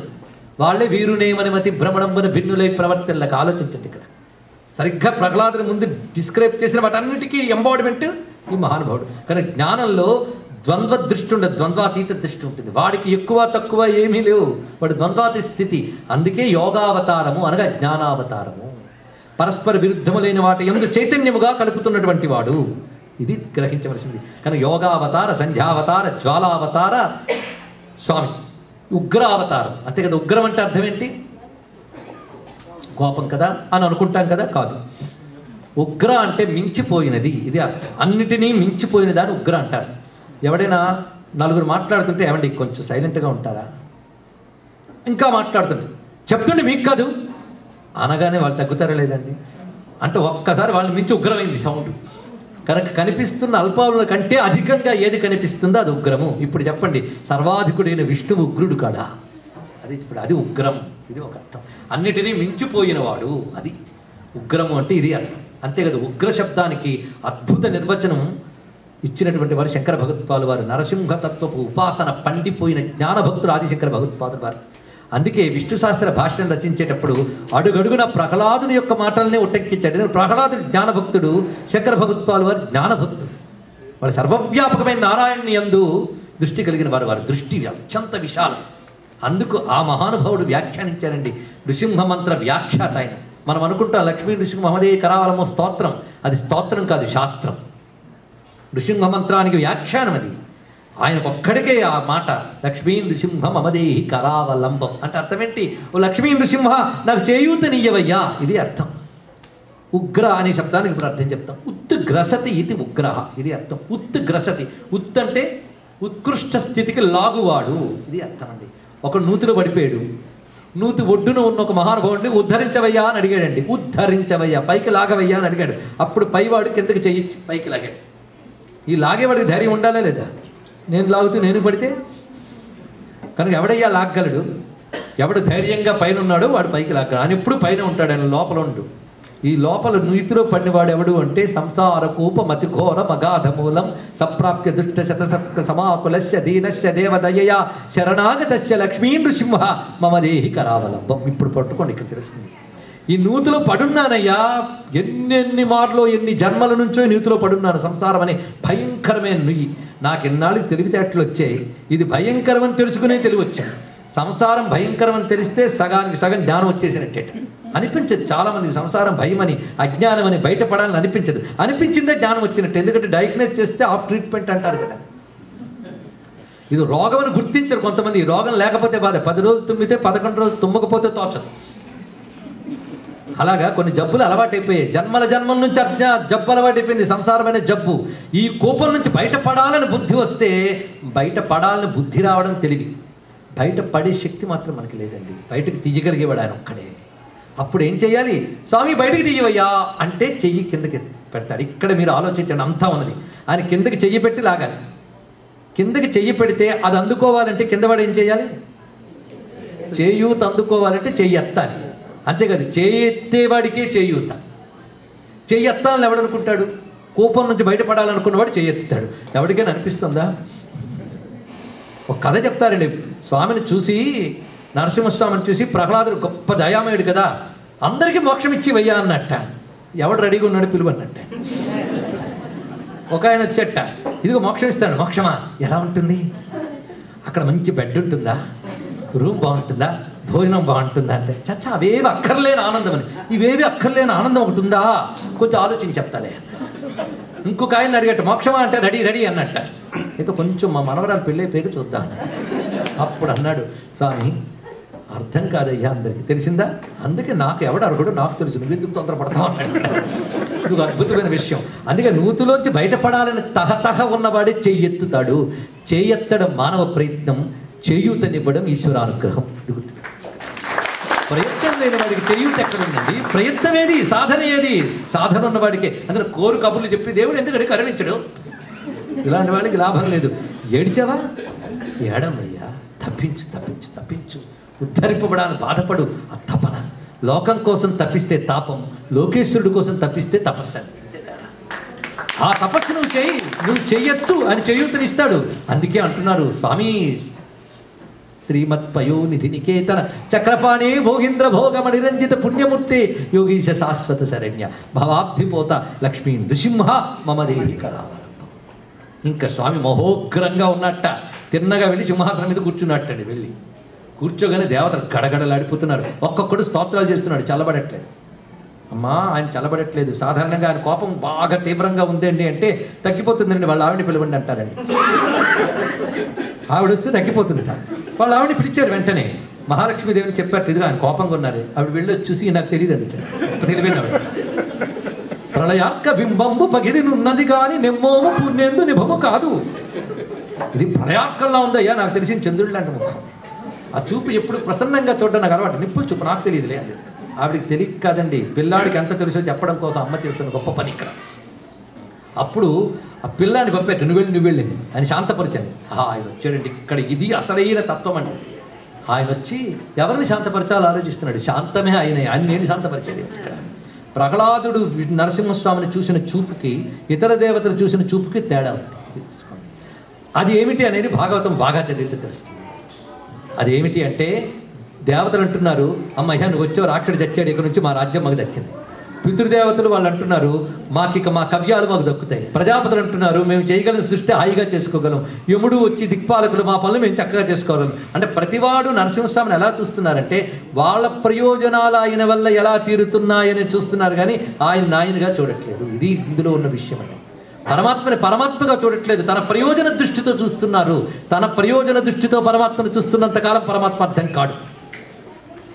పరమాత్మని పరమాత్మగా చూడగలిగేవాడు ఒక్క ప్రహ్లాదుడు మాత్రమే. ఇది తెలుసుకోండి. అది అందుకు ప్రహ్లాద్ జ్ఞానభక్తి. ఆయన వెళ్ళేటండి. ఆయన వెళ్ళి స్తోత్రం చేయలేదు, మంత్రం చేయలేదు, భజన లేదు, గాన భజన లేదు. వెళ్ళిలో దండం పెట్టాడో లేదో స్వామి ఒక్కసారి తన చేతిని చాచి తల నిమిరి ఒళ్ళో పెట్టుకున్నట్టండి ప్రహ్లాదుడు. ఎంత దయామయుడు! ఒళ్ళో పెట్టుకుని తల నిమిరేడు. స్తోత్రం ఉందా ఏముందా? జ్ఞానం ఉంది. తనపై ఆ జ్ఞానభక్తుడిని పరమాత్మ ఎంత ఒళ్ళోకి తీసుకుంటాడో ఇప్పుడు ఒక్కసారి చూడండి. నిమిరి ఏం నన్ను చూస్తే భయం వేయట్లేదా అని అడిగట్టండి. ఎంత గొప్ప మాట. కరదంష్టా భృకుటి సటానకయు గ్రత్వానయున్ దీర్ఘత రాత్రమాలికయు భస్వన్నెత్రయున్నైన నీ నరసింహాకృతి చూచి నే వెరవ. అయ్యా నీ నృసింహ రూపం చూసిన భయం లేదయ్యా, కానీ భయం ఒక్కటి ఉంది నాకు. దుర్భర దుర్వార సంసార దవాగ్నికిన్ వెరతు, నీ పాదాశ్రయం చెయ్యవే.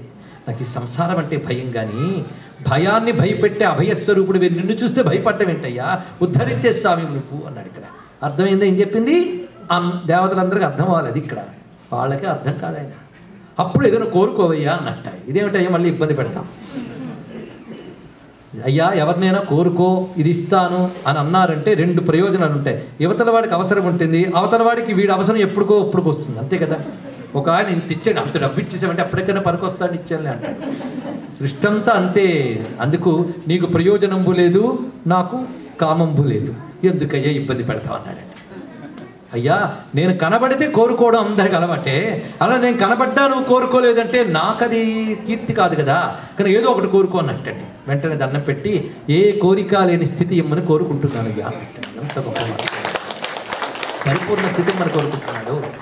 అయ్యా ధన్యుడవు అని ప్రార్థన చేశారు. అప్పుడు ఒక్క మాట అన్నట్ట, మా నాన్నకి సద్గతి ఇవ్వవయ్యా. మరి ఇది కోరిక కాదా? ఇది ధర్మం, కోరిక కాదు. తన తండ్రి సద్గతి కోరుకున్నాడు. నిన్ను కన్నప్పుడే నీ తండ్రి సద్గతి పొందిపోయాడు. ఇంకా వేరే సద్గతి ఏమిటి? ధర్మబద్ధంగా పాలన చేయి. నీవు పుణ్యములన్నీ కూడా నీ పాలనలో సుఖంలో కరిగించుకో. యజ్ఞముల ద్వారా నీ పాపములను నశింపజేసుకో. ఉభయ కర్మ క్షయమయ్యాక నాలోకే ప్రవేశిస్తావని స్వామి చెప్పాడు. ఇటువంటి భవ్యమైన ప్రహ్లాద చరిత్ర, నరసింహ ఆవిర్భావము ఎవరు వింటారో వారు తరించిపోతారు అని వెంటనే శ్రీ రమణీయమైన నరసింహ విహారము, ఇంద్రశత్రు సంహారము, పుణ్యభాగవతుడైన నిశాచరనాథ పుత్ర సంచారము, ఎవ్వడేని సువిచారత విన్న పఠించినన్. సువిచారత ఆలోచనాత్మకంగా వినాలి, ఆలోచనాత్మకంగా చదవాలి. చదివితే ఏ భయము చెందని లోకము గాంచు భూవరా. అది ఫలితం అండి. నిర్భయ స్థితికి వెళ్తాట. భయం అనేది లేదు వాడికి, దుఃఖం అనేది లేదు. ఎందుకంటే ఉన్నది ఒకటే పరతత్వం అన్నప్పుడు భయం ఏంటండి? రెండున్నాయంటే భయం, ఒకటి ఉంటే భయం లేదు. ద్వితీయాద్వై భయం భవతి. రెండుంటే భయం. ఒక ఆయన అన్నట్టు నేనున్నాను, ఏం భయపడకన్నా, భయమే అదే అన్నట్టు. అందుకు రెండోది ఉంటే ఎప్పుడు భయం. ఉన్నది ఒకటే అయినప్పుడు భయం ఏంటండి? నీలో నాలో ఉన్నదంతా ఒకే పరమాత్మ అయినప్పుడు ఎవడెవడికి భయపడతాడు? అలా అంతటా పరమాత్మను చూడగలిగిన వాడికి తస్య కో మోహ కశోక అని చెప్తోంది ఉపనిషత్తు. అలా ఉపనిషత్ ప్రతిపాద్యమైన జ్ఞానభక్తి ఏదుందో దానికి పరాభక్తి, ప్రేమభక్తి, అనన్యభక్తి అని అంటారు. జ్ఞానభక్తి కేవలం ప్రేమస్వరూపంగా ఉంటుంది. అటువంటి జ్ఞానభక్తి స్వరూపమైన ప్రహ్లాదుడికి ఆయన అనుగ్రహించడానికి వచ్చిన స్వరూపము. అందుకే ప్రహ్లాద హిరణ్యకశిపు రంజన భంజన నిమిత్త అంతరంగ బహిరంగ జేగీయమాన కరుణావీర రసంగీతుడు. స్వామివారి గొప్ప చిక్కొచ్చిందండి. ఏ అవతారంలో ఇంత ప్రాబ్లం రాలేదండి. రామావతారంలో ఆయన దయ చూపించినప్పుడు శబరొక్కతే ఉంది, కోపం చూపించినప్పుడు రావణాసురుడు ఒక్కడే ఉన్నాడు. అంటే ఈ రెండు ఎక్స్ప్రెషన్స్ విడివిడిగా ఇచ్చుకోవచ్చు. ఇక్కడ దయ చూపించవలసిన భక్తుడు అక్కడే ఉన్నాడు, కోపం చూపించవలసిన మరో భక్తుడు అక్కడే ఉన్నాడు. రెండు ఒకేసారి చూపించాల్సి వచ్చింది. అందుకే ప్రహ్లాద హిరణ్యకశిపు రంజన భంజన నిమిత్త అంతరంగ బహిరంగ జేగీయమాన కరుణా వీరరస సంగీతుడు. లోపల కారుణ్యరసం, బయటికి వీరరసం. అందుకే నరసింహస్వామి భక్తులకి ఎలా కనబడుతున్నాడు? ఆ గోళ్లకు ఒక్కసారి దండం పెట్టుకోవాలి. ఆ గోళ్లతో చీల్చాడు. స్ఫురిత విభుధ జనముఖములు పది విదళిత ధనుజ నివగపతి తను ముఖముల్ గురు రుచి జిత శిఖిశిఖములు నరహరి కరణకముల మరుణత జన సుఖముల్. ఎంత అందమైన పద్యం. ఇలాంటి పిల్లలు చదివిస్తూ ఉంటే వాళ్ళ ఆరోగ్యం బాగుపడదు. పేదాలు కలుస్తున్నాయో లేవని పిచ్చి పిచ్చి గొంతులు అంటున్నాం, కానీ ఎంత అందమైన అద్భుతమైన ఆ గోళ్లకు నమస్కారం చేస్తున్నారు. ఇక్కడ మనం కూడా నమస్కరించుకుందాం. స్ఫురిత విభుధ జన ముఖములు పరివిదళిత ధనుజన్య గపతి తన ముఖములు గురు రుచి జిత సిఖి శిఖములు నరహరికర నఖముల మరు నత జన సుఖం. ఆ గోళ్ళు చూడగానే చంద్రుణ్ణి చూసిన వెంటనే కలువులు విచ్చుకున్నట్టు భక్తుల దేవతల ఆనందంతో ముఖం విచ్చుకుంటుందట. అసురులకు భయం కలుగుతుందట. అందుకే భక్తులకి అది నెలవంకలు, అసురులకు అవి కొడవళ్ళు అన్నాడు. అలాంటి భవ్యమైన ఆ గోళ్లకు నమస్కారము, భవ్య స్వరూపానికి నమస్కారము, ఆ సౌమ్య సుందర రూపంట. అందుకే నరసింహస్వామిలో నవ్వు నవ్వునని చూశారా? చెప్పండి. చూసిన ఒక మహానుభావుడు ఉన్నాడు. నగు మొగముతోడి ఓ నరకేశరి నగరూప గరుడాద్రి నరకేశరి అమిత దానవ దళన ఆది నరకేశరి నమిత బ్రహ్మాదిసుర నరకేశరి హరి నమో శ్రీ వెంకటాద్రి నరకేశరి నరసింహ జయ జయతు నరకేశరి. అహోబల్ నరసింహస్వామి ఉపాసనలో పండిపోయిన వెంకటేశ భక్తుడైన అన్నమాచార్యులు వారు స్వామిలో ఉన్న సౌమ్యత్వాన్ని చూశారు. అందుకు అభయ స్వరూపుడు, భయానికి భయమైన రూపమే నరసింహతత్వము, జ్ఞానతత్వము, అభయతత్వము. ఇలాంటి నరసింహతత్వంతో ఈ న్యూజెర్సీలో వాక్యయజ్ఞం మనం ప్రారంభించుకున్నాం. ఇది 5 పూటల యజ్ఞం. రేపు ఉదయం మనకి అమ్మ చెప్తారు వివరాలు. మన గురువాయూరు మందిరంలో శ్రీమన్నారాయణీయంపై ప్రవచనం, 1000 శ్లోకాల మహాగ్రంథం, ఆరోగ్యకరమైన మహాగ్రంథం, మంత్రమేమైనా దాని గురించి ప్రవచనం రేపు ఉన్నది. మళ్ళీ రేపు సాయంత్రం నుంచి ఇక్కడే సబ్జెక్టులు వేరు. రేపటి నుంచి 2 రోజులు హనుమంతుడు సుందరకాండ. సోమవారం ఒక ప్రత్యేకమైన యజ్ఞం ఉంది, అది చెప్తాం. సోమవారంతో యజ్ఞం పూర్తవుతున్నది. చక్కటి విషయాలను ఎంపిక చేశారు అమ్మగారు. దాన్ని మనం ఇక్కడ చెప్పుకుంటూ ఉన్నాం. ఎక్కడెక్కడ ఎప్పుడెప్పుడు ఏమిటి అనేది ఈ నిర్వహణకి ప్రధాన కేంద్రము, పూర్తి బాధ్యత వహించినటువంటి శ్రీమతి జననీ కృష్ణ గారిని చెప్పాల్సింది కోరుకుంటున్నాను.